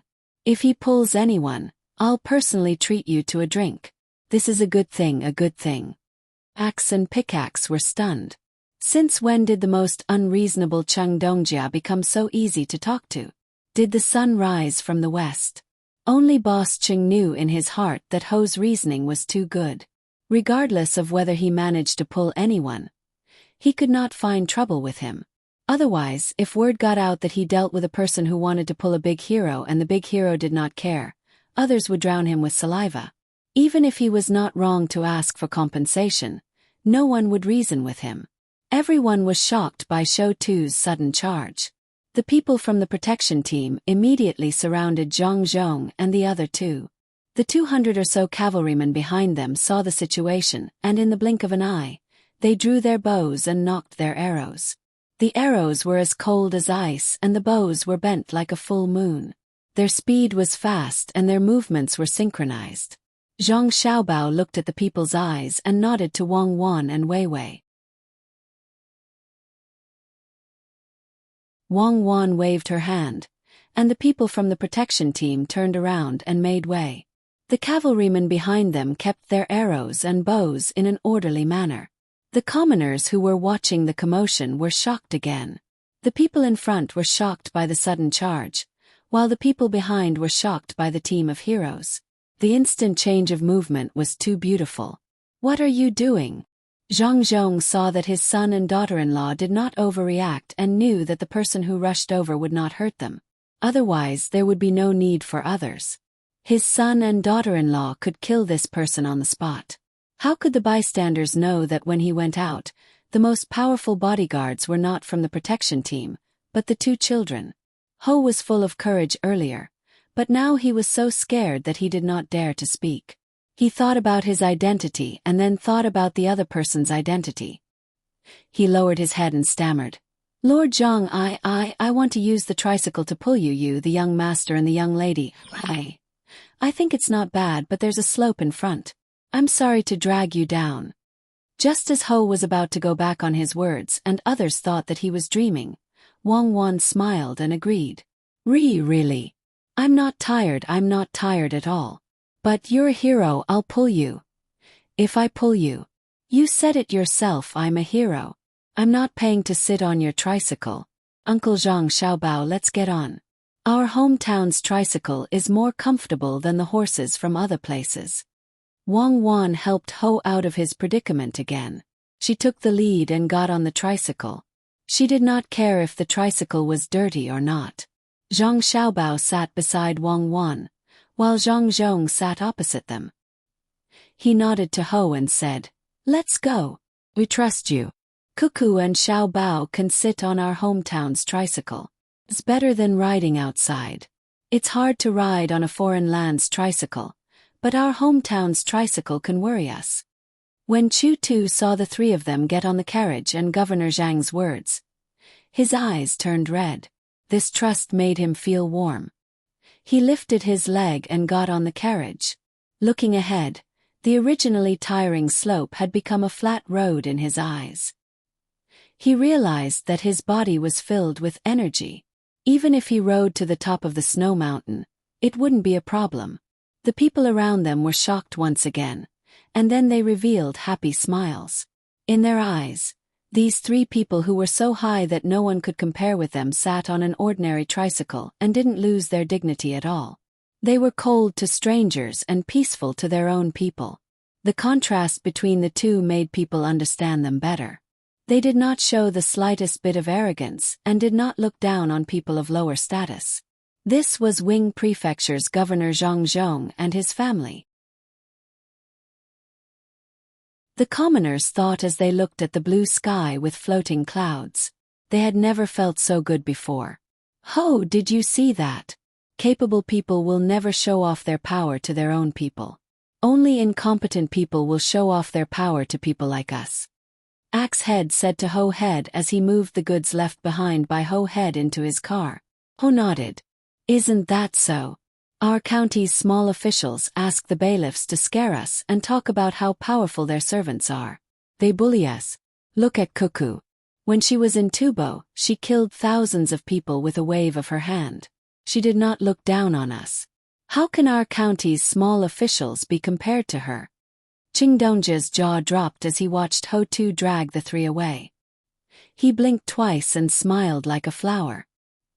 He said to Ho Tu and Axe Tu, "Take your time, there's no rush. If you can't pull anymore, just throw the goods away. Don't tire yourself out. Remember to find Ho Tu when we get there. Let's have a meal together." Ho and Axe looked at Qingdongjia in a new light. They felt that Qingdongjia seemed to have changed into a different person. Ho thought of a prostitute and shook his head. "Qingdongjia, it's fine as long as you pay me. I won't look for a woman. Otherwise, if my wife finds out, she'll twist my ear off." "Ha ha ha, you're so timid. You're afraid of your wife. Let's not talk about the pay today. How much is it? If you're really afraid of your wife, just order a few more dishes and put them in a lunchbox to bring back." Qingdongjia patted Shou's shoulder and said with a smile. X was puzzled.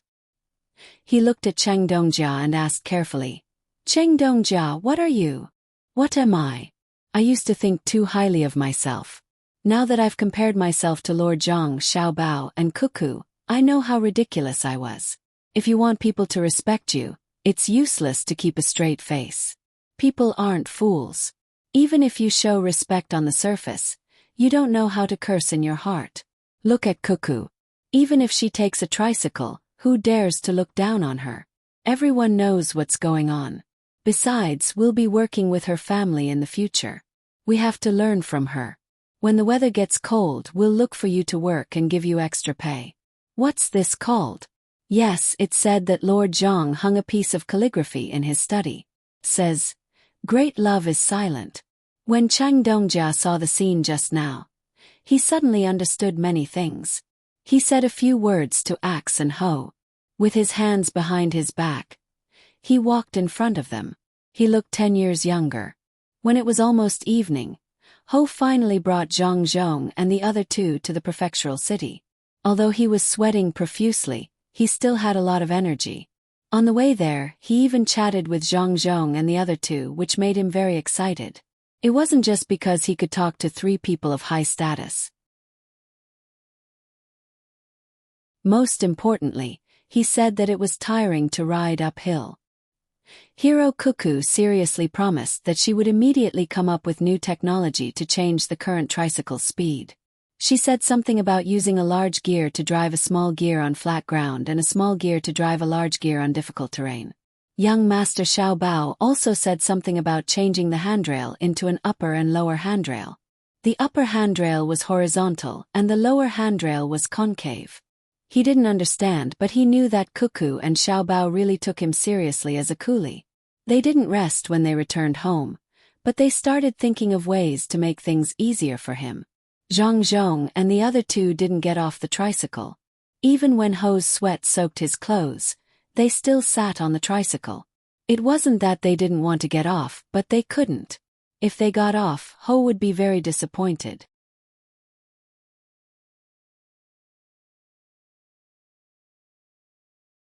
Chapter 651. When Xiaobao and Cuckoo saw Xiaobei and the rest, Xiaobei and the rest also saw the brothers and sisters in the car. They held hands and rushed forward, tumbling as they ran. Xiaobao and Cuckoo finally couldn't sit still. They jumped down from the car, ran to the front, and squatted down to kiss each and every one of them. Xiaobei's eyes were red as he threw himself into Xiaobao's arms. He panted and said, "Brother, I was afraid that you and sister wouldn't come back." "Isn't that so? I didn't want to come back, but when I thought about how Xiaobei was still waiting at home, how could I not come back? In the end, I taught them a lesson and came back. I also brought a lot of good things for Xiaobei, including food and toys." Zhang Xiaobao rubbed Xiaobei's face that was red from the wind and said with an exaggerated expression, "Really?" Xiaobei immediately put on a smiling face. There were still tears in his eyes as he asked curiously, "Really? I even caught a few big fish from the desert lake. I dried them and brought them back. Xiaobei, how do you want to eat them?" Zhang Xiaobao said with certainty. Back then, he and Wang Wan were indeed thinking of bringing something back for the little ones. If the Tubo people knew about this, who knew how they would feel? The two of them actually considered bringing something back for their younger siblings when they were fighting. They were really looking down on others. Wang Wan's younger brother, Xiao Yuan, who was waiting for his brother to carry him, anxiously stood on the other side of Zhang Xiaobao and said, "It's my turn, it's my turn. Make way, it's my turn. Oi, I'm just making some space. My brother asked me to eat fish. Make fish slices." Xiaobei originally didn't want to make way, but after thinking about it, he moved to the side and left half a space for Xiao Yuan. Zhang Xiaobao hugged Xiao Yuan again and nodded in agreement. "Then make fish slices. Make big fish slices. Big fish. Yes, big fish slices. Let Xiao Yuan eat the fish bones." Xiaobei was happy and said while shaking his head, "I'll let you have it. The bones are delicious too." Xiao Yuan argued, "Why are you still squeezing me?" Xiaobei snuggled into Zhang Xiaobao's arms. Zhang Xiaobao and Wang Wan were extremely busy. They hugged one, kissed another. They had to tell every child that they had brought something good. Their words did not count. The members of the protection team even brought over all the food and toys that they had found in the desert. There were big dried fish, lake pearls, beautiful shells, grasshoppers woven with needlegrass, dried desert sistanch, and even 4 living animals, wild camels. He didn't know how Xiaobao and Cuckoo had kept the 4 camels for their younger brothers and sisters. There were 2 males and 2 females, so they could ride the camels and play with them. They also brought back a lot of loot from the camels they killed. Zhang Xiaobao also didn't lack the cured ham. He used wild boar intestines to make smoked sausages. It gave people the feeling that the two of them didn't seem like they had just returned from a battle in Tubo. Instead, they seemed like they had just returned from a vacation. Old Man Pai and the other two also came over. Even if they didn't understand military warfare, they also understood how precious the things that Xiaobao and Cuckoo brought back were. They were kept while they were fighting with their lives on the line. "Cuckoo, don't you want to live anymore? If you want to go to war, then go to war. Why did you bring so many things? What are you trying to do?" Old Man Pai was anxious and asked with his eyes wide open. Wang Wan smiled. "Is there a conflict between going to war and bringing things? I brought more than 10 camels and gave them to Tubo on the way. So what if they are camels? They can't run on their own. Can't I tie them up and use a few horses to carry them? 2 of them even froze to death on the snowy mountains. I'll cook them later and give them to Xiaobei and the others." Zhang Xiaobao also echoed from the side. "Isn't that right? It's just dealing with tubo. There's no need to be so serious. I'll cook the camel humps tomorrow. Everyone try it. That's right. Try it. Xiao Bei didn't know what it was like to bring a burden like camels to war. He also chimed in. Zhang Zhong watched from the side and thought that Xiao Bei and the others weren't worried about their brother and sister in vain. These two kids were too bold. It seemed that they dared to do anything and could do anything. Just to bring back something fun for Xiao Bei and the others, they actually took such a big risk and really faced the Tubo army. They could do whatever they wanted. Old Man Pai was speechless for a moment. He felt that he should release the news of Cuckoo and Xiao Bao's gifts to Tubo. Through these things they would inform Tubo. Do you see? This is the commander-in-chief of Izhou's logistics camp. Cuckoo. She sneaked in and ambushed you while you were surrounded. She even brought camels for her younger brothers and sisters to play with. Should the army that was preparing to intercept Pengzhou withdraw or not? Be careful that if Cuckoo was happy, she would bring her younger brothers and sisters to lead 100,000 elite soldiers and kill their way back.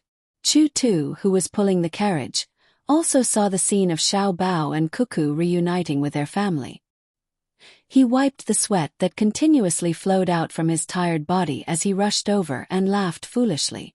While Wang Wan was enjoying her family, she turned her head and saw Chu Tu. She hugged Xiao Bei and asked, Xiao Bei, this uncle brought brother, sister and father back. He's very tired. What should we do? Xiao Bei was still holding a pearl in his hand. When he heard his sister's words, he raised his head and looked at Chu Tu. He left his sister's embrace and walked forward. He raised the pearl with both hands and said to Chu Tu, Thank you, uncle. Xiao Bei will give you this pearl.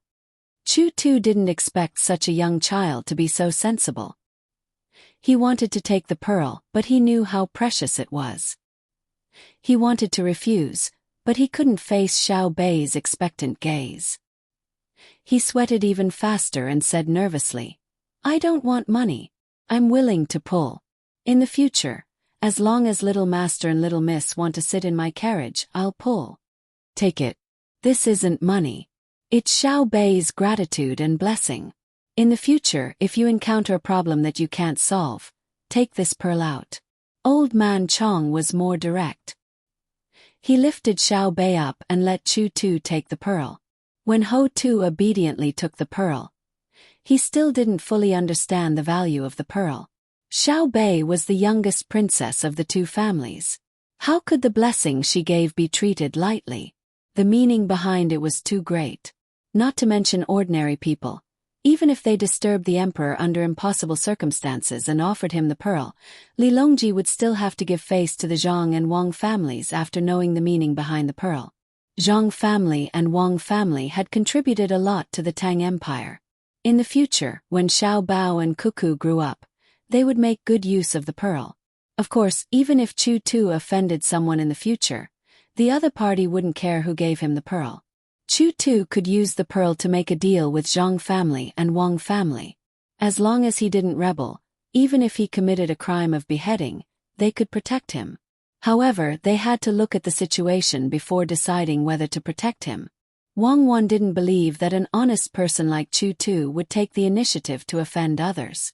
In order to build a better reputation for the two families, she asked Xiao Bei to send the pearl. The soldiers who followed Zhang Xiaobao and Wang Wan back were arranged to rest outside the city. Zhang Zhong was very happy. His son and daughter-in-law were back. The two of them were a little tanned, but they would recover after some rest. His heart was finally at ease.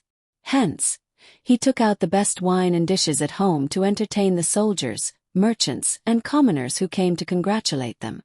The people from the nearby villages also rushed down the mountain to celebrate with the soldiers. At the same time, they wanted to see how the warriors who fought in Tubo looked like and ask about the specific situation. Zhang Xiaobao and Wang Wan chatted with their families for a while before finding a place to sleep. They were tired. Not only did they have to follow the troops to battle, but they also had to be responsible for formulating battle plans. They had to be firm. Xiao Bei and the rest of the children didn't know how to have their own house. and they didn't join in the fun. They gathered outside their brother and sister's house and got someone to wake them up to sleep. They were afraid that when they woke up, their brother and sister were gone. What should they do? They were still waiting to hear the story. Old Man Pai and the other two were also happy. They returned to their courtyard and started writing letters to be sent to the capital. Xiao Bao and Cuckoo were back.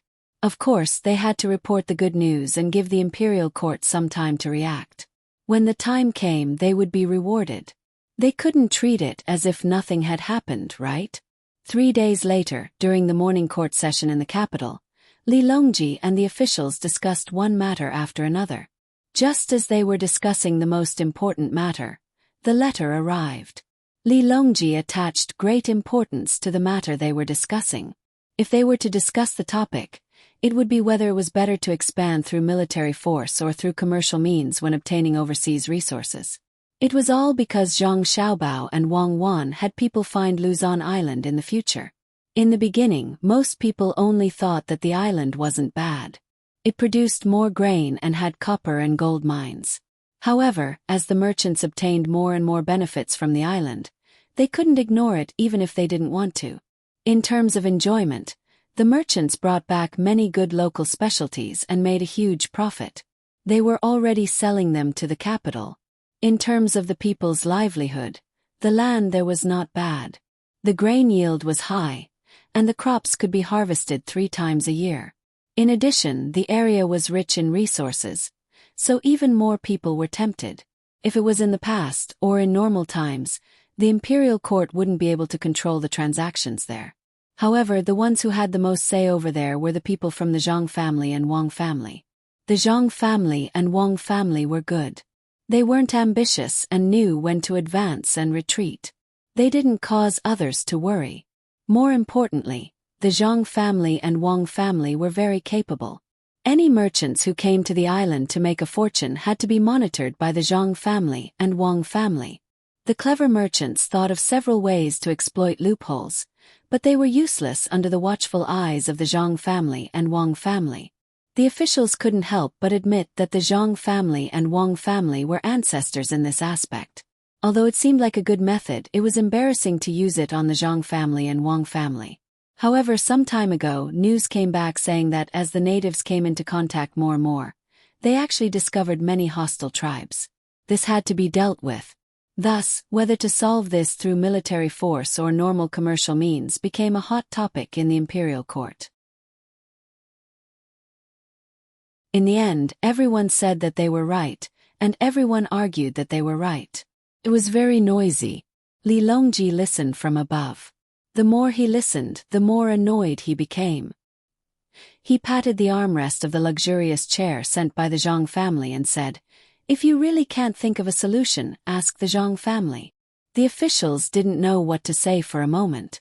At this moment, Gao Lishir saw the hand gesture from his subordinate and said to Li Longji, "Your Majesty, there's news from Wing Prefecture."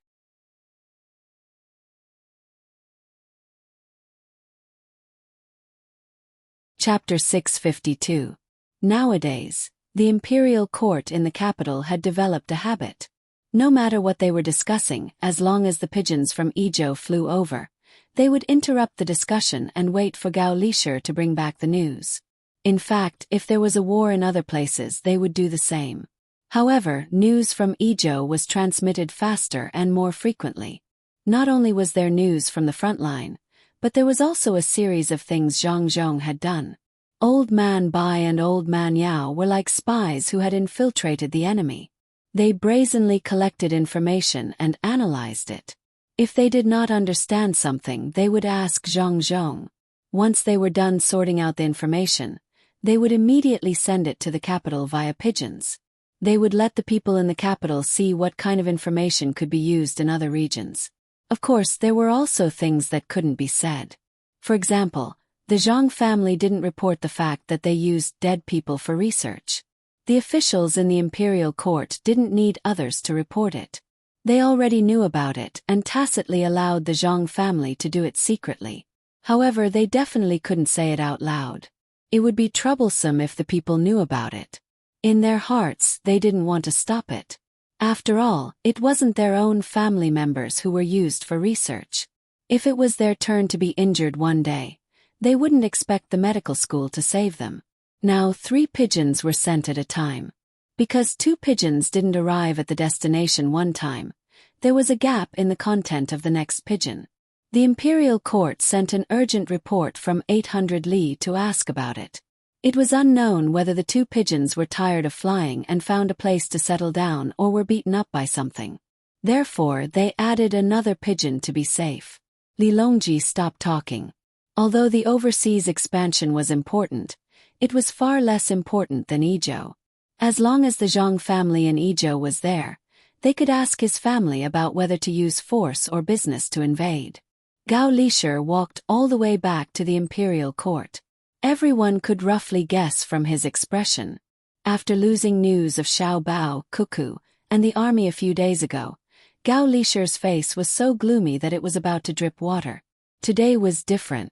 Gao Lisher, who was already very handsome, became energetic. His eyebrows were raised and the corners of his mouth were raised. The officials understood that this was good news. "Do you have news about Cuckoo and Xiao Bao?" Li Longji sat on top and asked calmly. If he did not take the initiative to ask, then he would be truly calm. Now that he had asked, it meant that his heart was not like what he showed. Gao Lisher nodded but didn't say anything. It seemed that he hadn't recovered from his joy. A courtier beside him reminded him in a low voice. "General Gao, His Majesty is asking you a question." Oh, Your Majesty, good news, we won." Gao Lisher was surprised and quickly replied. Li Longji nodded and didn't say anything, waiting for Gao Lisher to continue. All the officials were also waiting. They didn't know which side would win. After all, the Jianan faction was fighting 2 wars at the same time. One was military and the other was economic. The military was more direct, and the economic was not bad either. "Your Majesty, there's a report from Wing Province. Under the command of Xiao Bao, Jianan's economic war has successfully defeated the Tubo Empire, swallowing all of the funds invested by the Tubo Empire. At the same time, the local merchants who cooperated with the Tubo Empire were implicated as well. The farmers have been able to earn some income, and the other commoners haven't suffered too much losses. The Zhang family is currently preparing to compensate the commoners who suffered from the high price of grain."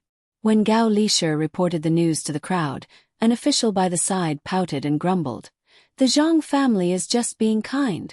The commoners were the ones who went to buy the grain themselves, so why should they care about them?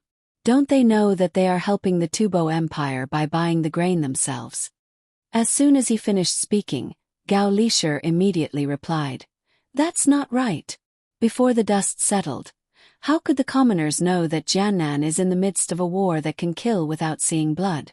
Since we can't eliminate the Tubo Empire before the war, we have to take responsibility for the commoners." "Indeed." "Continue." Li Longji spoke up to help Gao Lisher. "Your Majesty, according to the data compiled by the Zhang family, the Tubo Empire and the merchants invested roughly 400,000 strings of cash to launch an economic war against Jianan. Due to the leverage effect, the capital invested was increased by 5 times, and Jianan City suffered a blow of nearly 2 million strings of cash. The Zhang family invested 25 strings of cash to create half of the Tubo Empire's leverage in the form of futures contracts. At the same time, through technology and public opinion, they managed to limit the amount of money invested by the Tubo Empire and the merchants to a small extent. Furthermore, they cooperated with the local merchants to solidify the reputation of the tricycles in the market. Using the excuse that the newly renovated roads were suitable for the tricycles, they launched a direct attack on the Tubo Empire's livestock acquisition method. The concrete operation plan will be sent to you later. This economic war is being commanded by Xiao Bao from the Tubo Empire. When he returned, he said that he had too many regrets that he wasn't able to control the situation as he wished. Gao Lisher tried his best to explain with a calm tone. As for the various terms, the officials in the royal court knew them, and they had no choice but to learn them. Li Longji nodded. Wei nodded. He still didn't understand the details of the matter, and he would have to wait for the news to reach the capital. This was the first time he was witnessing what a true economic war was like, and he was certain that the situation wasn't as simple as it seemed on the surface. An official by the side suddenly asked, "General Gao, did the news mention where the money invested by the Tubo Empire and the merchants working with them went? A portion of it was taken by those with grain, but it can't be that they took 400,000 strings of cash, right? Also, where did the money spent by the local merchants go?" "That wasn't mentioned, but it should be taken by the Zhang family," Gao Lishir replied. "If the Zhang family took it, who would the money belong to in the end?" the official asked. The others couldn't help but have similar thoughts as well. Indeed, would the money belong to the Zhang family in the end? Wouldn't the Zhang family think that they would be able to reap benefits just by participating in an economic war? Wouldn't that make the Zhang family think that they could play around with it in the future? Gao Lishir didn't answer the question directly. Instead, he turned to Li Longji and said, "Your Majesty, Cuckoo has returned with a great victory. She launched a series of sneak attacks on the Tubo Empire's territory, burned countless Tubo rations, killed countless enemies, and annihilated the Tubo Empire's cavalrymen before returning from the snowy mountains. As for the details, we'll know once the battle report arrives." This sneak attack was also to coordinate with Xiao Bao's economic war. Tubo is in a precarious situation this winter, and Xiao Bao intends to use the excess rations in Jiannan to trade for cheap livestock in Tubo. The livestock will be used in Jiannan province's transportation and farming areas, and they will only be charged a small fee, which will be supplemented by the local medical hall in the future. The officials finally understood. The Zhang family had given the benefits to the entire Jiannan province, and the ones who received the money were the commoners and local officials. The Zhang family didn't ask for the money themselves. The official who asked the question earlier didn't know what to say. Similarly, Li Longji wasn't clear on the details of Wang Wan's battle, so he could only await further news. That means to say that Tubo is currently lacking in rations, and the morale of their troops has been reduced to zero. They won't be able to invade the borders for the next few years. Officials, when will Zhang Zhong return, and where should we arrange for him? Also, how should we reward Cuckoo and Xiao Bao? Li Longji pondered for a moment before asking the officials. This time, the royal court was in an uproar. There were all kinds of opinions. Some said that Wang Wan should be allowed to lead more troops to attack Tubo instead of using rations to trade for livestock. After all, wouldn't they be able to obtain livestock after conquering Tubo? Some said that Zhang Zhong should be allowed to return to the capital as an idle official. After all, he had too many matters to deal with, and he needed to rest for a while. In other words, they were saying that Zhang Zhong's reputation was growing more and more, and they should restrain him a little. There were also some who suggested that Zhang Zhong should continue to be the provincial governor of a province, and arrange for Xiao Bao and Cuckoo to be local officials. In short, there were all kinds of opinions, and some even suggested that Xiao Bao participate in next year's imperial examinations. Because Zhang Zhong was the provincial governor, it wouldn't be a problem to give Xiao Bao the position of high scholar, and they could save the trouble of taking the examinations. If possible, they would allow Xiao Bao to be an official in the royal court. Li Longji was also considering this problem. Zhang Zhong's position was very simple to him. He just needed to arrange a place for him, and it wouldn't be a problem even if he had to go to the capital. The main thing was Xiao Bao and Cuckoo. There was no need to mention the capabilities of the two of them. One of them was good at war, and even when Tubo's military strength was less than 4 times the enemy's, they could only use defensive measures. How arrogant was this? No one dared to oppose the arrangement of a general with real power. Xiao Bao didn't seem to have killed many Tubo soldiers directly, but in the economic war in Jiannan province, he was able to win so easily even when he was commanding from afar. He definitely wasn't bad in terms of economy, and he was able to predict the enemy's plans. He was able to defeat the person who was ranked 11th on the Monopoly game board that Tubo arranged. If they arranged for him to be the county magistrate, he would definitely be able to do a good job. Besides, he also had the help of his family. However, the two children were really too young. According to the rules, once they were assigned a position, they couldn't be in the same place as their family. He didn't know if they were willing or not. If they weren't willing, he couldn't do anything to the two children. During the debate, time passed quickly, and it was already past the usual morning court session. If they continued to debate like this, they probably wouldn't be able to eat their meals. Gao Lishir didn't participate in the debate. He was thinking about when he could meet Xiao Bao and Cuckoo in person and let Xiao Bao be his adopted son. He was worried that Xiao Bao wouldn't accept.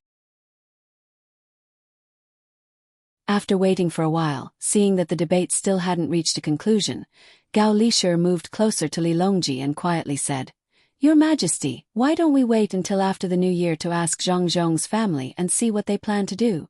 There's one more thing. Give the Zhang family some benefits." The Zhang family asked for land in Jiangnan province or Hebei province.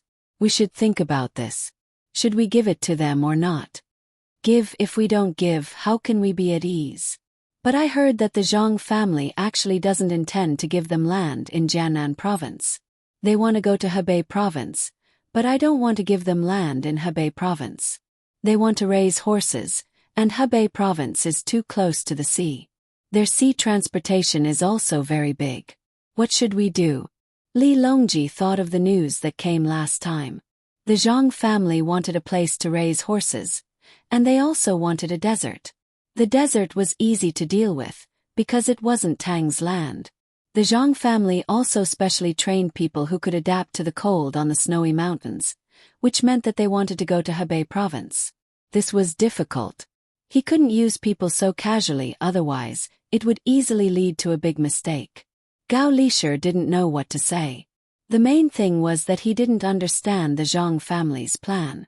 Why did they want to go to Hebei province? Li Longji didn't insist on Gao Lishir's idea. He just said casually. After thinking about it, he said, "Since they want to raise horses, let's arrange for them to go to Feng province. It's closer to the capital than Hebei province, and it's not close to the sea. The population is small, so even if the Zhang family wants to do something, they can't do it. What do you think?" Gao Lishir nodded. In fact, he didn't want to let the Zhang family get a land there, which would make the imperial court too stingy. If there was a heavy snowfall, the road would be blocked, and it would be inconvenient to communicate with here. Even if the Zhang family sent people there, the news would be blocked. When the emperor said so, it meant that he had almost made a decision. Gao Lishir's objection didn't have much effect. Besides, the Zhang family had the ability to make money. They didn't lack a slightly bad place. Xiao Bao and the others wouldn't go to Feng province in person. Li Longji seemed to feel that it was a little bad, so he said, "You can give them a land in Feng province." At this time, Zhang Xiaobao and Wang Wan were still telling stories to the little ones at home in Izhou. They told the stories of the battlefield in Tubo as if they were fairy tales. They didn't know that there was already a fierce fight in the capital over their family's matter. They also didn't know that before the follow-up measures were used, Li Longji had already arranged the land in Feng province according to their plan. On this day, the army of the Tang dynasty came to the desert. There was a lot of sand in the desert, and it didn't hurt at all when you fell on it. Unlike other deserts, there was a lake in the desert. The lake water was clear and blue, and there were big shells in the lake. When the Tang army arrived in the desert, there was no water, so they drank from the lake. When there was no food, they picked shells in the lake. However, the lake water was very deep. Some people in the Tang army didn't know how to swim, so they could only watch others pick shells to eat. They were anxious at the side. Zhang Xiaobao told the little ones about the desert. He tried his best to remove the bloody places and focused on describing the scenery. Then wouldn't it be fine if the people who knew how to swim picked up shells and gave them to the people who didn't know how to swim? Hearing this, Xiao Bei expressed his thoughts. Xiao Bei is really smart. As Xiao Bei said, the people who knew how to swim helped the people who didn't know how to swim. In the end, everyone was full. When they were eating, they found beautiful pearls in the shells. They didn't secretly hide them. Instead, they gave them to Sister Cuckoo, and Sister Cuckoo kept them. She kept them and brought them back for us. No. When I swim in the desert in the future, I will also find pearls for them. Xiao Bei's reaction was very fast. He immediately knew who the pearls belonged to. When he spoke, he even made a swimming action. The other little ones also clamored to swim in the desert. They also knew how to swim. Usually, when the weather was hot, they played in the water and had long learned how to swim. All of them were good swimmers. Even if there were some man-made waves, they wouldn't drown. Yes, Xiao Bei is right. In the future, when you swim in the desert, not in the desert, but in the desert lake, remember to pick up shells. These shells, after a long time, people will come out of them. Let's see who can find them. Zhang Xiaobao was exhausted from telling stories. When telling stories to the little ones, he had to adjust his mentality to the level of a little one. He had to let himself see the world from the perspective of a little one. Otherwise, the little ones wouldn't understand. Xiao Bei nodded vigorously and asked, "What happened after that?" Then a big fish came out of the lake. It wanted to eat the person who picked the shells. You saw the big fish, right? The big fish in the water are very powerful. Such a big fish, even if I went in, I wouldn't be able to deal with it. Could only run. If I ran too slow, I would be eaten by the big fish. Zhang Xiaobao casually gestured the length of the fish. The group of little ones nodded. They did see the dried fish that they brought back. The biggest one was more than 5 feet long. It was frightening. Then what happened? Xiao Zhu asked worriedly. Then what are we? We are the invincible Tang army. If one person couldn't beat it, 2 people would go. If 2 people couldn't beat it, 10 people would go. In the end, more than 200 of us rushed up. When the big fish saw that it was not good, it wanted to run away. Guess did it run away? Zhang Xiaobao said with a mighty look. Oh. The little ones shook their heads. Yes, it didn't run away. More than 200 of us surrounded it. Someone said to the big fish that it was wrong. We just wanted to eat some shells. If it rushed out and hurt us, we would eat it. So, everyone rushed up and killed the big fish that was not convinced. We were not willing to eat the meat and left it for you. When Zhang Xiaobao was telling the story, he waved his fists and kicked to make the story more vivid. In fact, 200 people were not needed at all. 4 people of the protection team went down and pierced through the fish. It didn't take long for the fish to float up. The little ones didn't know how powerful their family's number 0 protection team was. They really thought that their brother and sister mobilized 200 people for a fish. Xiao Bei pursed his lips and said, "The big fish was too bad. It didn't let me eat. Serves it right. Ate it. Then what happened? How did I hide? Then, didn't we kill the big fish later? We found that the lake was very big, so we let those who didn't know how to swim learn how to swim. We swam in the water to avoid the Tubo scouts. As for me, in order to see where the Tubo people were, I let the water cloud take me to the sky. I flew in the sky, and when there was a chance, I let you all fly once. I flew to the blue sky and was with the white cloud. The white cloud turned into a little lamb and wanted to play with me. The next moment, it turned into a steamed bun for me to eat. That time I wanted to bring some back for you. But I could only eat and couldn't take. Why? Little young master, little miss, the Tubo people came. They said that they agreed to exchange livestock for food. They want us to discuss the price with them. A person came from outside the courtyard and reported to Zhang Xiaobao and Wang Wan. Wang Wan was watching Zhang Xiaobao make up a story. When she heard that the Tubo people came, she said to the person, "Tell the Tubo people to wait. Xiaobao and I will go and talk to them. We are busy telling stories to our younger brothers and sisters. They don't know what's important." Xiaobao continue. "Why didn't you bring back the steamed bun?" Xiao Bei and the others also thought that the Tubo people didn't know what was important. They were listening to stories. Zhang Xiaobao also thought so. Telling stories to their younger brothers and sisters was a big matter. The Tubo people asked them to wait. They couldn't delay the important matter. He continued. Then I asked White Cloud, how can I let my younger brothers and sisters eat it? White Cloud told me a way to make cotton candy. I will make it for you all later.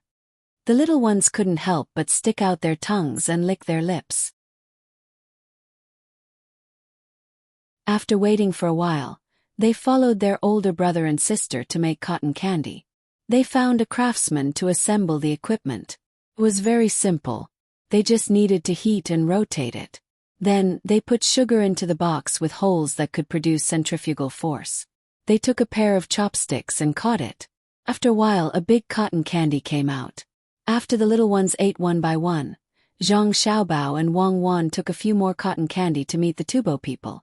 The Tubo people sent over was a person from the Kimukahu tribe who was relatively knowledgeable about economics. His name was Kimujiji. He was a cautious person and usually didn't show his abilities. He was the leader of the negotiations. One was to talk about war, and the other was to talk about exchanging livestock for food.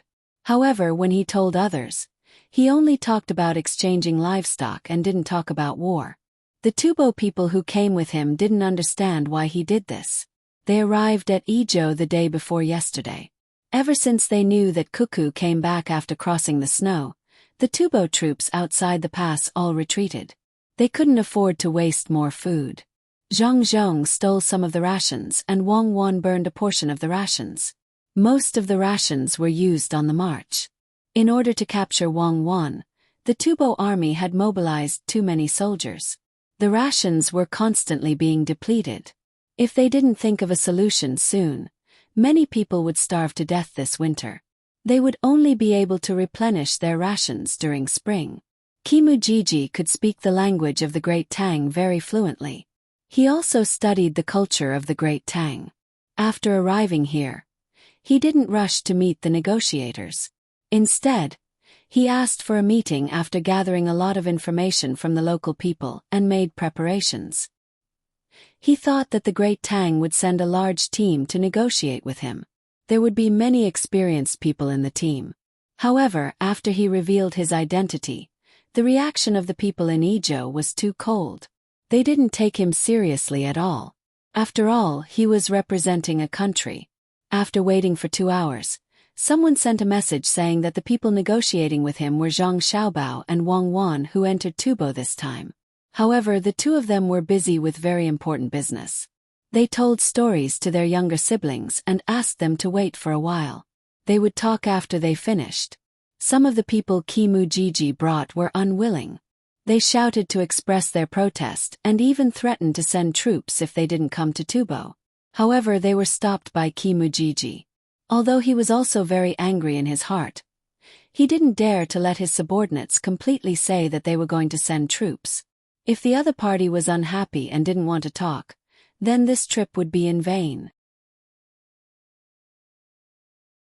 This time, not only was he going to exchange the food back, he also had another plan.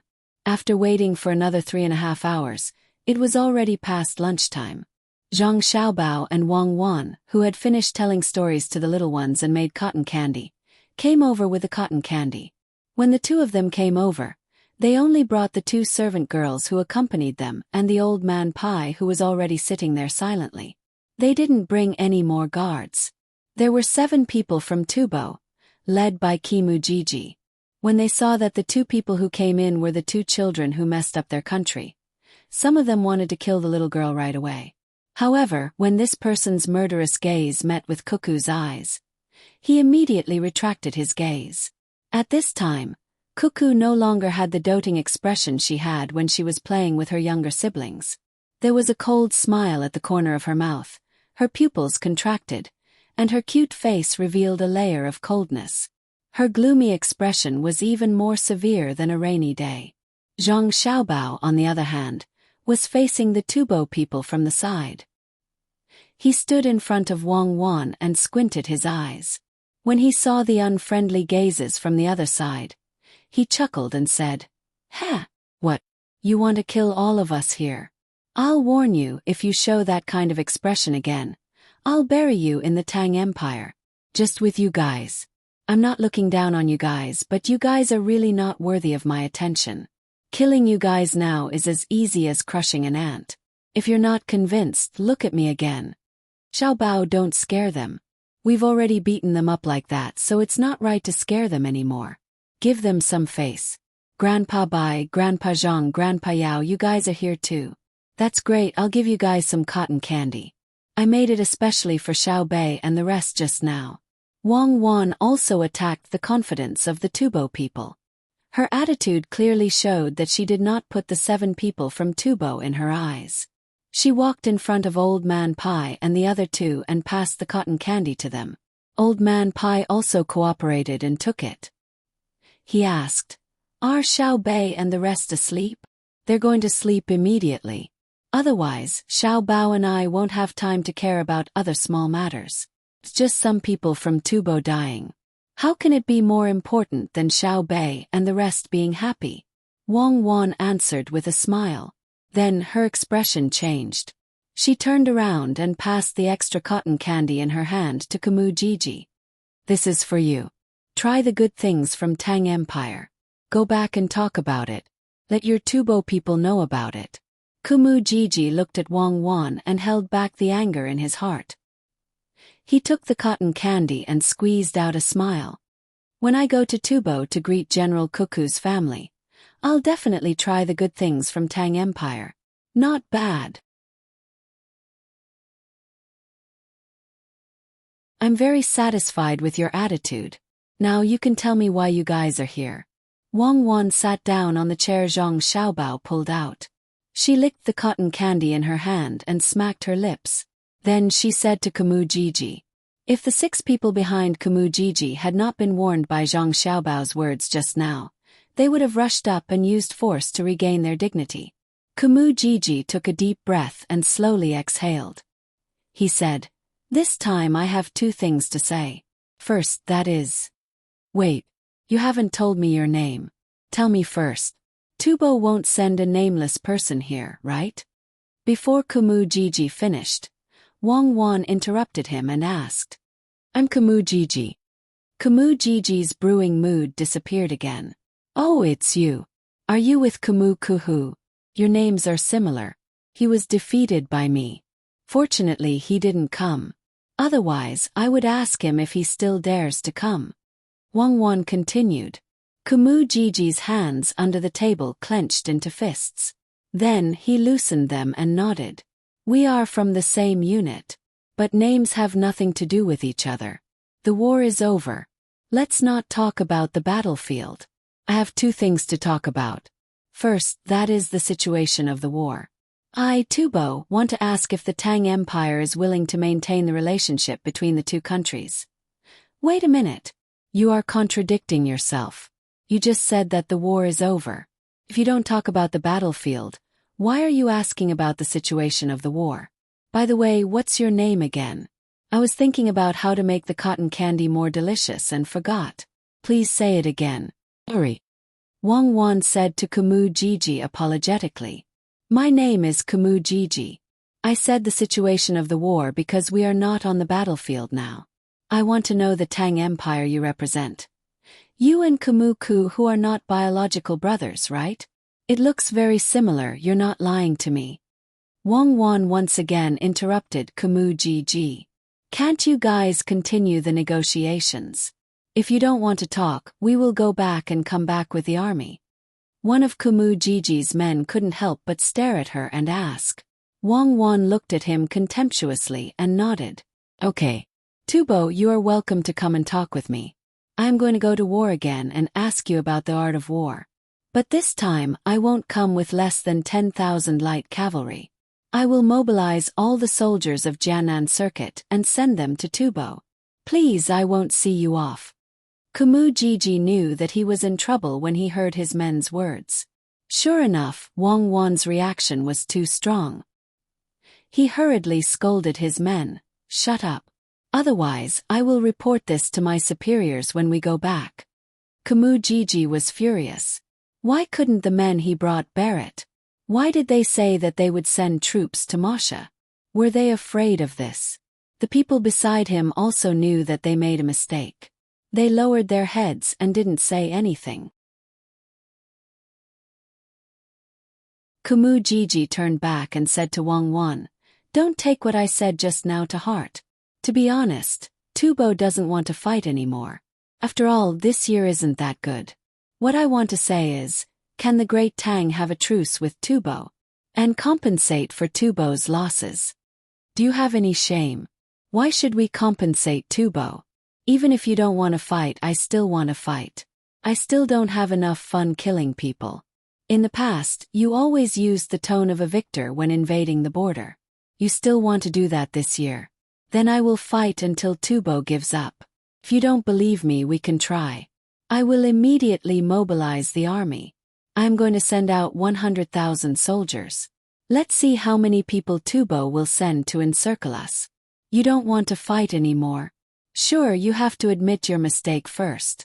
You shouldn't have harmed the people of Wangjiang. You have to compensate for the losses of Shuzhou and Wangjiang.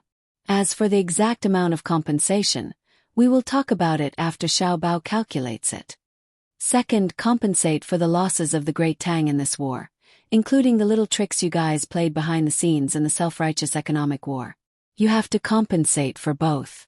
As for the exact amount, we will talk about it after Xiaobao calculates it. Third, send more of your princesses to the Great Tang. Marry them to us to show your sincerity. Send 3 of them first. Do you have 3 of them? It won't do if there are too few of them. We have to think of something. Fourth, hand over the main culprit who supported this war. I don't care who you push the blame to. You have to hand over one of them and let the Great Tang conduct a public trial.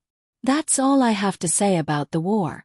If you don't agree, I will immediately send troops. Also, the few of you have to stay behind. Don't think of going back. I am like this and don't dare to do things by the rules. Do you have anything to add? Wang Wan's attitude was very firm. It was to the extent that she was bullying them. The 7 people from Tubo all stared at Wang Wan with their eyes wide open. They didn't expect this last to be so belligerent. She wanted to start a fight at the slightest disagreement. If it wasn't for the fact that she was famous in Tubo, they would have thought that she was joking. But it wasn't the case now. If she really had such capabilities, when she sent out 100,000 troops, how many Tubo troops would be able to contend against her?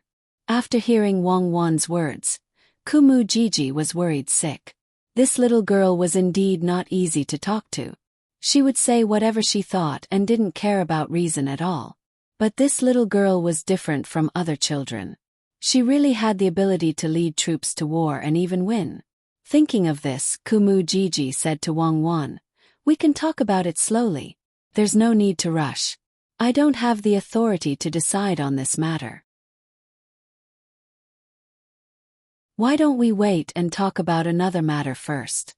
"Okay, I'm not in a hurry. Xiaobei and the rest should be asleep already.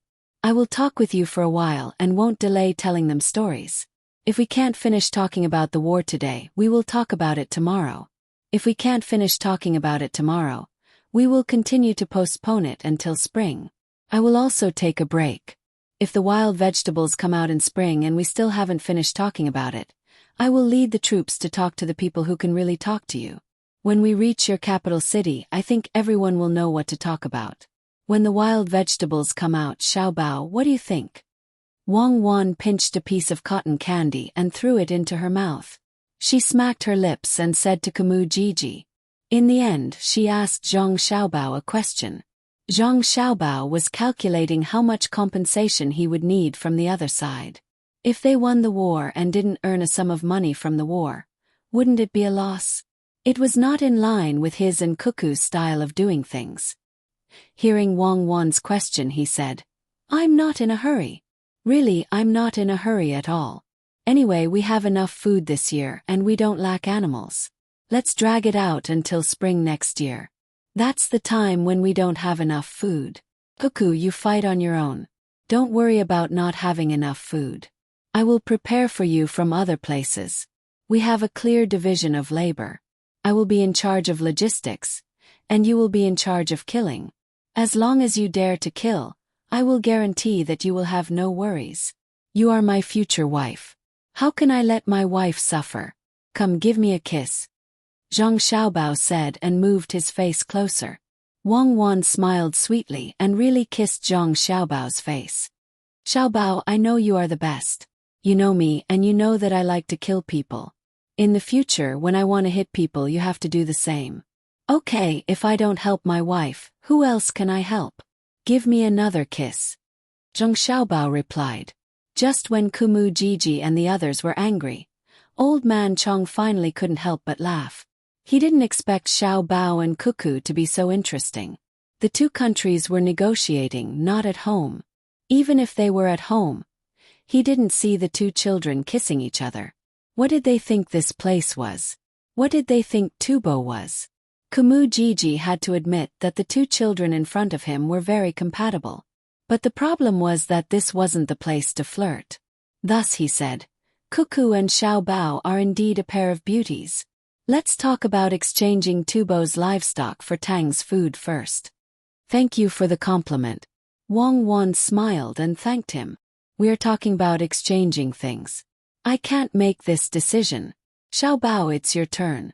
Don't calculate, they are not prepared to talk about war compensation now. Zhang Xiaobao pushed the big abacus aside and nodded. Okay, I will do it. Kumu Jiji, right? How do you want to exchange? How about this, I will tell you my conditions first and let you take the initiative. What do you think? Kumu Jiji slapped his head. He was going crazy. Why did he have to deal with these two during the negotiation? Take the initiative. When did he ever take the initiative? Since they brought it up and said it first, then he should say it. Kumu Jiji signaled Zhang Xiaobao to speak. Zhang Xiaobao pretended to be excited. He rubbed his hands and his eyes lit up. He coughed and said, because you Tubo stirred up trouble behind the scenes, the economy of our Jiannan circuit was almost destroyed and the entire financial system was damaged. Therefore, in the spirit of pacifism, we resolutely decided to help our neighbor despite the instability of our financial system. But we really can't take out too much food. For example, we don't have any rice. For example, we don't have any wheat. We can only provide you with corn. Before coming here, I believe you have already understood many things. Even if you don't, it's fine. Let me tell you. Because you have controlled the price of food in our Jiannan circuit, our days are not good. In addition, you have also attacked the livestock industry at the same time, causing the livestock in our Jiannan circuit to reach the point of not having enough to eat. Most of the corn will be fed to the livestock, and the rest will be given to you. A bushel of corn is 50 copper coins. How about exchanging livestock for it? Kumu Jiji and the others were dumbfounded. These words coming from the mouth of a child made them feel very ridiculous. But this child was also very unreasonable. With such an excuse and such a price, he still scolded them. Did he have no shame? What kind of corn could cost 50 copper coins a bushel? Could it be eaten by the emperor in the capital? The people behind Kumu Jiji wanted to refute, but they were stopped by Kumu Jiji. He had his own ideas.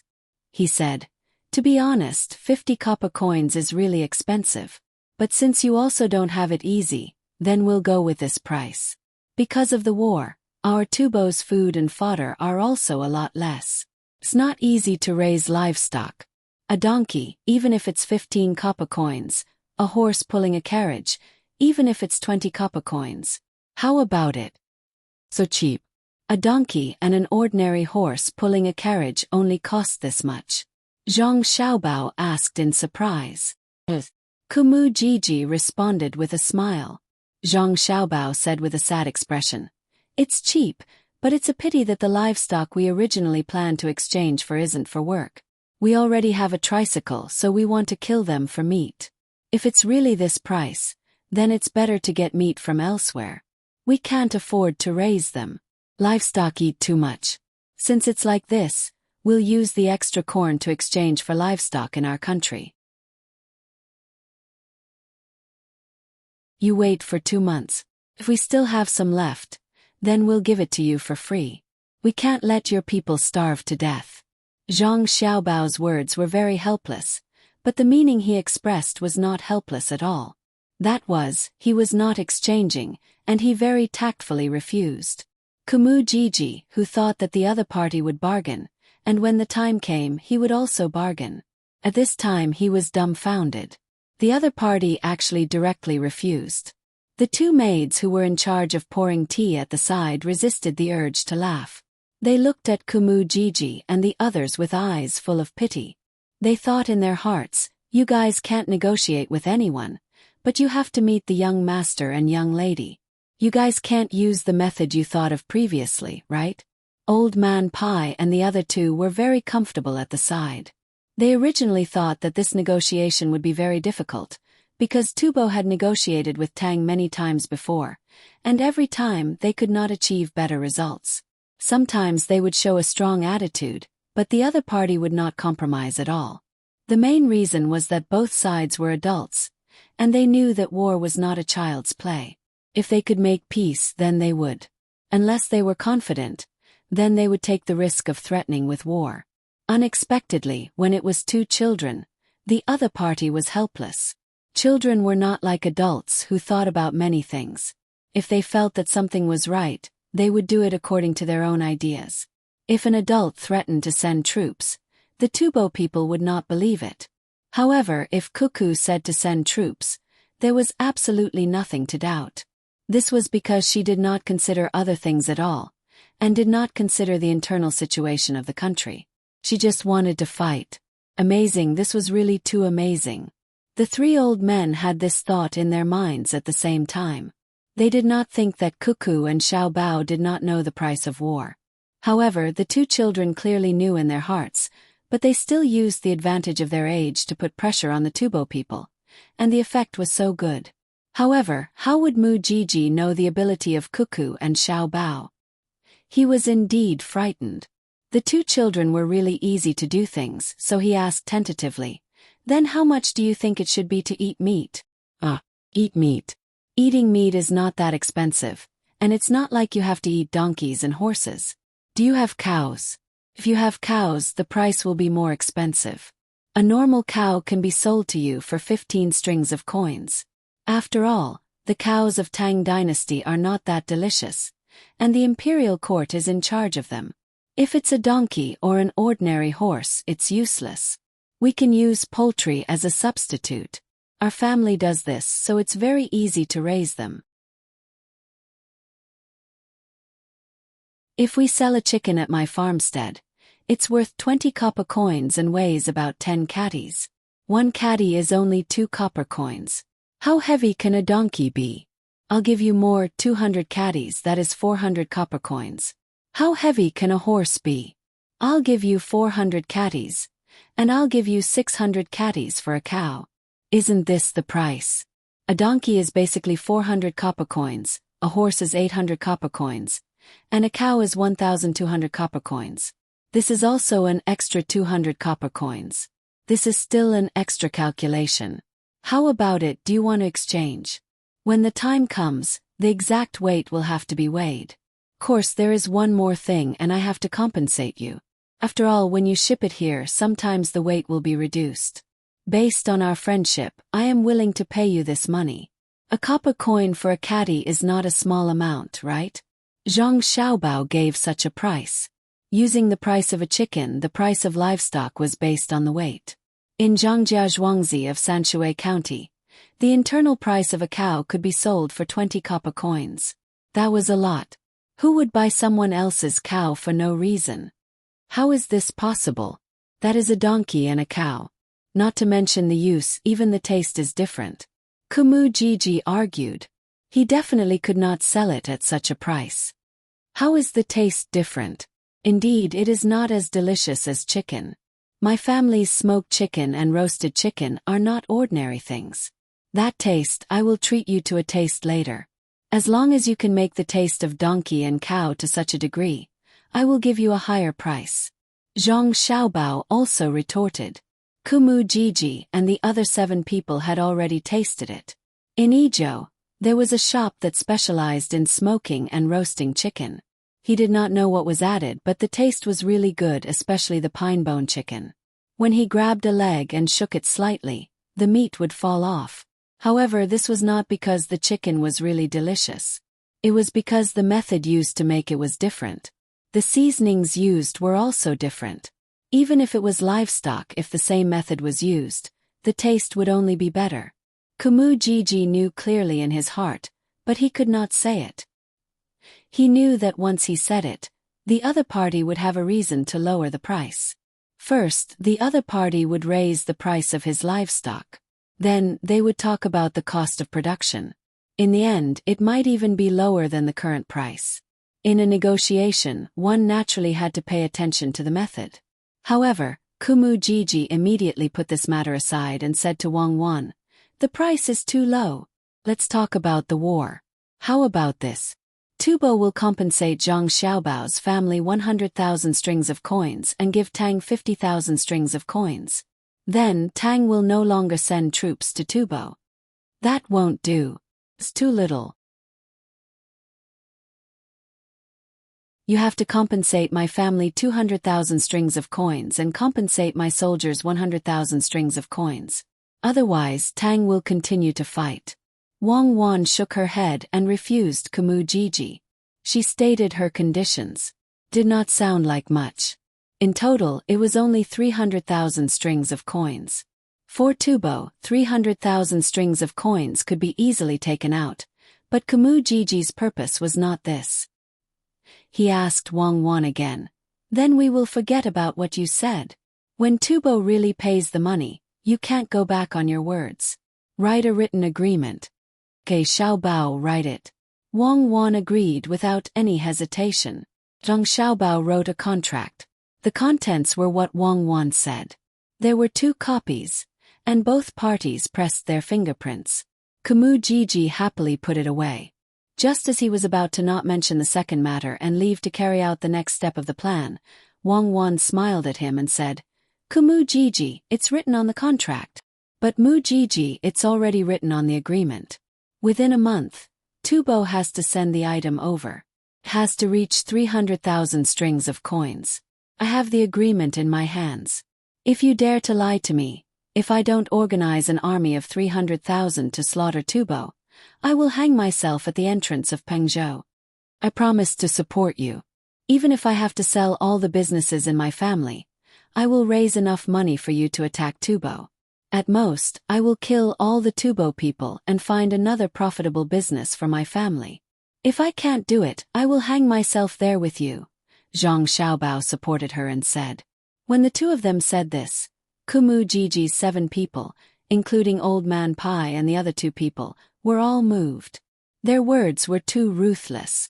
They were using their lives as a bet to threaten the other party to see if they would send troops. Kumujiji smiled awkwardly and said, "You don't have to do this, right? Yes, I will do what I say. Just like when I entered Tubo and killed tens of thousands of your people, my words are final. No one can change them." Wang Wan stared into Kumujiji's eyes and said word by word, "Okay, I will definitely give you 300,000 strings of coins. I will send it over within a month." Kumujiji didn't dare to doubt this little girl's determination. She was so big that she could do anything. As soon as Kumujiji agreed, Wang Wan smiled and turned to Old Man Pai and said, "Grandpa Bai, quickly go to the capital and send a letter. Tell them that I have made the decision for the imperial court. When the time comes, all 200,000 strings of coins will be given to the imperial court. My family doesn't want a single coin." Old Man Pai nodded with a smile and said to Wang Wan, "Cuckoo, you don't have to do this. Even if your family keeps all 300,000 strings of coins, the imperial court won't say anything. The emperor is a famous monarch. The portraits of you and Xiao Bao are pasted in the emperor's study. When you see the emperor, make some good food for the emperor. Even if you immediately mobilize all the soldiers in Jianan Circuit, the emperor will still happily agree.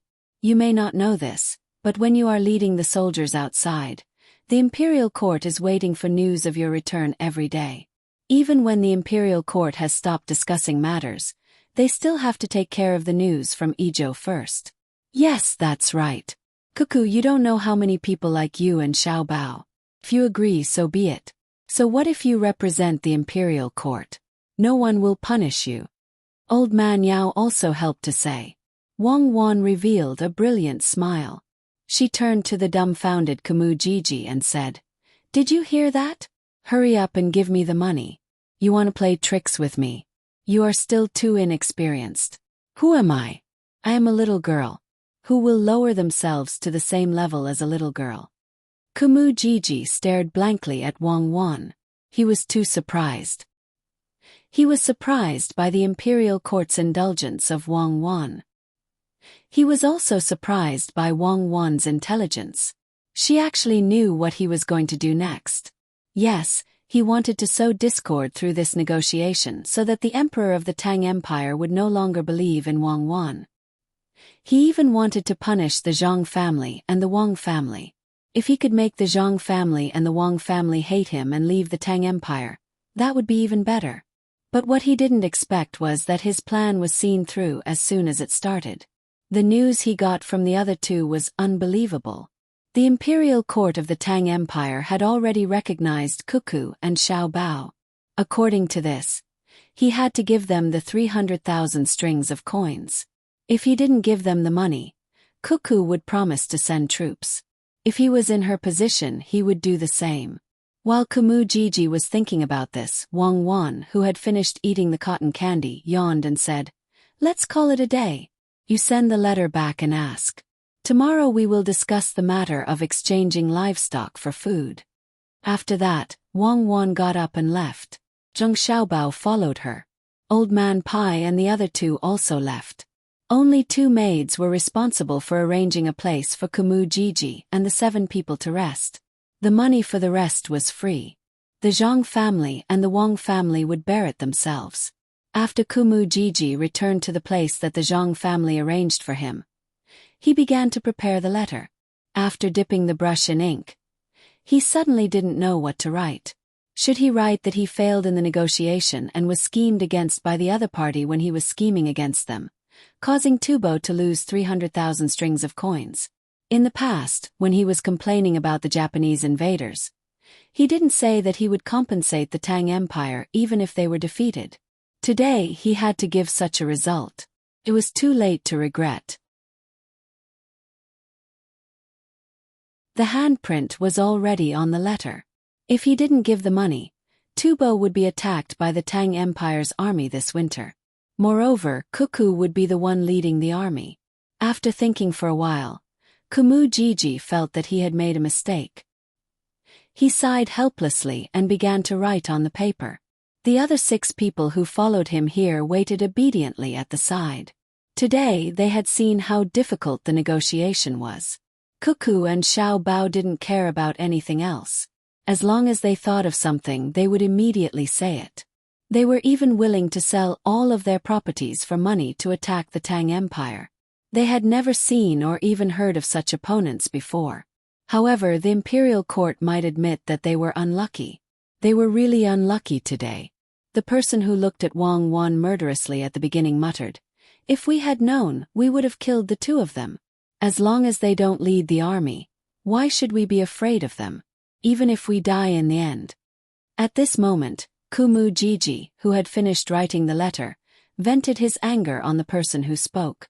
"Then why didn't you do anything just now? Don't be so scared that you shrank back. Now you still dare to talk about this matter.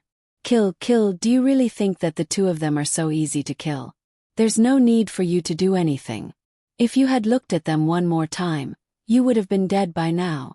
They don't care about the matter of not killing the envoys when 2 countries are at war." Kamu Gigi always felt that he was in danger when he sat opposite Cuckoo.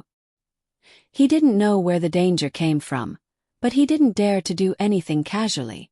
After scolding the person who followed him, he began to think about how to exchange the livestock of Tubo for more food. Otherwise, many people would starve to death this winter. At that time, the Tang Empire would take advantage of the lack of manpower to send troops again. Tubo wouldn't have the strength to fight back. The person who was scolded didn't say anything. Kamu Gigi said something that he didn't want to mention. At that time, when he was stared at by Zhang Xiaobao, he felt that his soul was about to leave. It was as if he would be killed in the next moment. The other 5 people also became silent. They were very helpless about the result of today's negotiation. They couldn't help much and couldn't show the Tubo's imposing manner. The other party kept saying that they would send troops. What imposing manner was there to speak of? After Kumu Gigi sent the letter away, he felt as if he had just been fished out of the water. His clothes were drenched in sweat.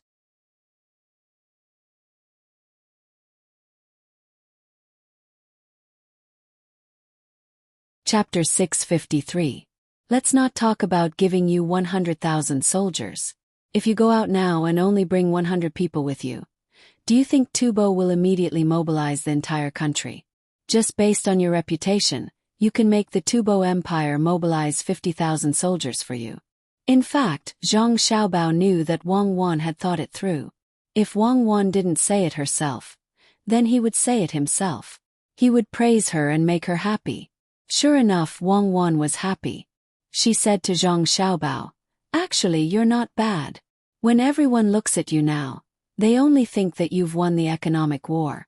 They don't know that a real strategist, even in the financial field, will not admit that winning the other party in their own country is a victory. How can a person like you be willing to defend passively?" It was Zhang Xiaobao, Mi Fan, and the rest who took action with your plan.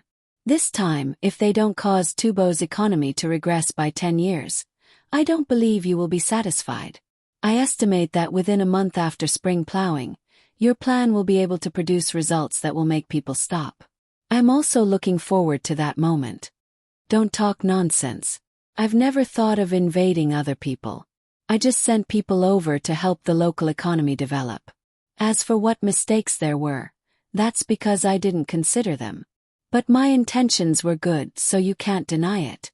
Didn't Grandpa Bai and the others want to see what the advanced style was? Great Tang doesn't have a chance, but Tubo can. I will set up a bank in Tubo and start investing. I will let that so-called expert in Tubo know how much leverage can be used in finance.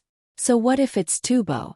100 years ago, someone had shaken up the British financial system. I've never thought that I'm worse than him. Since we can't fight in the same era, I'll fulfill my dream here. Zhang Xiaobao said with regret. He really wanted to compete with the experts of the past, but in the era he lived in, there was no such situation. Everyone learned and became smarter, and the economic structure became more and more stable. This stability was not a fixed pattern but a flowing pattern. The people of the world finally realized that the economic aspect was the same as the aspect of war. There was no fixed pattern, but when all the methods were used, it was not easy to succeed. Otherwise, how could he have swindled so little money? Although for many people in the world, that amount of money was already shocking, he was not satisfied. If he wanted to complete the things he wanted to build in his country, he still needed a lot more. Wang Wan laughed twice. She held Zhang Xiaobao's shoulder and said to him, "You are too bad. You went to other countries to make trouble. It's not that the Tubo masters don't understand the principle of leverage, it's just that you didn't give them a chance. When they wanted to touch salt, which is the most important thing to the people's livelihood, you guarded it so strictly. When the other party finally managed to generate several times the leverage in terms of food and livestock through the bank, you immediately used irregular means to offset it. You used 250,000 strings of cash to fight against an opponent with 400,000 strings of cash and swallowed all the money invested by the opponent. How can you still say such things?" Zhang Xiaobao sighed. "It's not that I want to deal with him, but he's gone too far. Besides, why should I treat him as an opponent? Look at the way he operates. Is that how he uses financial leverage?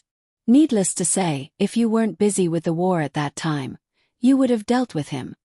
He didn't even secretly set up a plan, so how could he make a move on everything related to the people's livelihood at the same time? Why didn't he hide in secret first? He really thought that the Great Tang was his people. He didn't take in the early stage and put on a strong offensive posture right from the start. He moved the food, the livestock, the salt and oil. Can oil make him move? Lighting needs oil, eating needs oil. If he really succeeds, it will produce a kind of effect. That is, the people who originally planted food will no longer plant food and will instead plant rapes. Perhaps he doesn't know what's going to happen next. He's only focused on attacking Jiannan Circuit's current economic system. If he really manages to control the price of oil, the price of food will definitely be affected for a long period of time. How much effort will I have to put in if I want to make a move? There's no need to talk about salt. There can't be too big of a fluctuation in this industry. To be honest, I have never thought of waging an all-out war with 400,000 strings of cash like him. If I wasn't in a hurry to obtain results, I wouldn't have made a move. It's enough to have Xin deal with him. Wang Wan tilted her head and looked at Zhang Xiaobao. She liked Zhang Xiaobao's current appearance the most. His arrogance in the field of economics wasn't the slightest bit inferior to her leading the army. Similarly, with a wave of his hand, tens of thousands of heads would fall to the ground. Most importantly, Zhang Xiaobao clearly had greater abilities, but he didn't display them in order to give the great Tang a chance to advance step by step. Many times it was easy to succeed by stepping on the pain of others, but it wasn't easy to give up for the happiness of others. Xiaobao, sometimes I think that if I wasn't working in the Special Second Bureau and was by your side swindling people together with you, and then using the money we swindled on the children of our country, wouldn't it be great? The moment you saved that child, the one who made a move wasn't you but me. That pine hair bomb definitely wouldn't have exploded. It's too easy to deal with an ordinary person. Wang Wan sighed emotionally to Zhang Xiaobao. Zhang Xiaobao forcefully shook his head. Don't. If you had made a move at that time, I would have definitely captured him. I don't have much time left. Don't look at how formidable I am. My body is already finished due to the lack of nutrition and survival experience. At that time there was no other way, not even if I knew the reason. I don't regret it one bit. That idiot really thought that I would give him money. In truth, I couldn't withdraw any money from those banknotes. They were already empty. The happiest thing was that I brought you along. At the very least, I won't be lonely in this life. You're too selfish. I still have family. There are many nights when I dream of them, but I know that they won't show it, because their position doesn't allow it. Sometimes they accept their fate, sometimes they deliberately forget. But who told me to choose that profession? I still have one regret, which is that you didn't say anything. If you wanted to escape, tell me how to do it. I've already arranged for many people to monitor you. Speaking of this topic, Wang Wan was no longer as happy as before. Perhaps heroes also had their own regrets. Although she had no choice but to do so, if she was given another chance to choose, she would still have to do so. Zhang Xiaobao was very unwilling to talk about this matter. In the past, he had mentioned one person, which was Wang Wan's colleague, who had been bribed. But there were many more people. If Wang Wan knew that there were not many people she could trust around her, it would be too cruel. Today, when he heard Wang Wan ask, Zhang Xiaobao hesitated for a moment and said, "Half of your snipers are my people. In positions that you can't imagine, there are also my snipers. They are not your people. Before we came over, do you remember that there was a pregnant woman beside that criminal? She didn't have a child's belly under her clothes, but a large amount of colorless and odorless anesthetic. There was also a silenced pistol and a 50-meter fixed target. She was 100% accurate. I know this, but I didn't arrange it. There was a beggar with a broken leg under her feet. That beggar's leg was broken because he joined the mercenary army and experienced dozens of wars. There was also the child who pulled him away. That child is 40 years old. Do you understand what I'm saying?" "Understand. So there are not many people I can trust around me. Well, I believe that they are definitely not having a good time. Don't you think so? My family will help me find out. Those who received benefits from you don't even think about escaping. I sacrificed myself. No matter how strong the other party's backing is, they will have to compromise with my family. After all, I paid the price with my life." Wang Wan finally understood. Her family would be there to avenge her. Everyone who wasn't loyal to her would be finished. Perhaps they would die of illness, or perhaps they would get into an accident after they were removed from their positions. The only thing she didn't expect was that Zhang Xiaobao would do it himself under such circumstances. Could it be that Zhang Xiaobao didn't care about his own life at that time? Zhang Xiaobao and Wang Wan had nothing else to talk about. When they talked about the past, Mu Jiji and the others were in a very uncomfortable situation. They wanted to get in touch with the servants of the Zhang family and the Wang family so that they could get more information from the servants of the Zhang family and the Wang family. However, they failed. The servants of the Zhang family and the Wang family always smiled at them, but this kind of smile was of no help to them. No matter what they asked, the servants would smile at them and say that they couldn't tell them and that they should think of a solution by themselves. It seemed to be a very considerate answer, but they didn't feel considerate at all. I really can't think of a good way now. Since I sent you here to cooperate with me, shouldn't you say something? Mu Jiji, who couldn't think of a solution, said to the people who came with him. The 6 of them looked at each other. It was not that they didn't want to say anything, but they really couldn't say anything. They came here in advance to inquire about information, but the information they got was of no use to them at all. Mu Jiji looked at the people he brought with him and said helplessly, "Well, let's not talk about this first. Let's talk about the Zhang family and the Wang family. If we can't find a breakthrough in other aspects, think of a way to break through from the inside of the Zhang family and the Wang family. I don't believe that they are really a piece of iron." The other 6 people still had the same expression. They really didn't know much about the Zhang family and the Wang family. The information they got before was known to everyone. As for the internal information, there was no information at all. You're tuning in to the Whispers of Romance YouTube channel. Don't forget to subscribe and join us on this journey to catch the most captivating stories.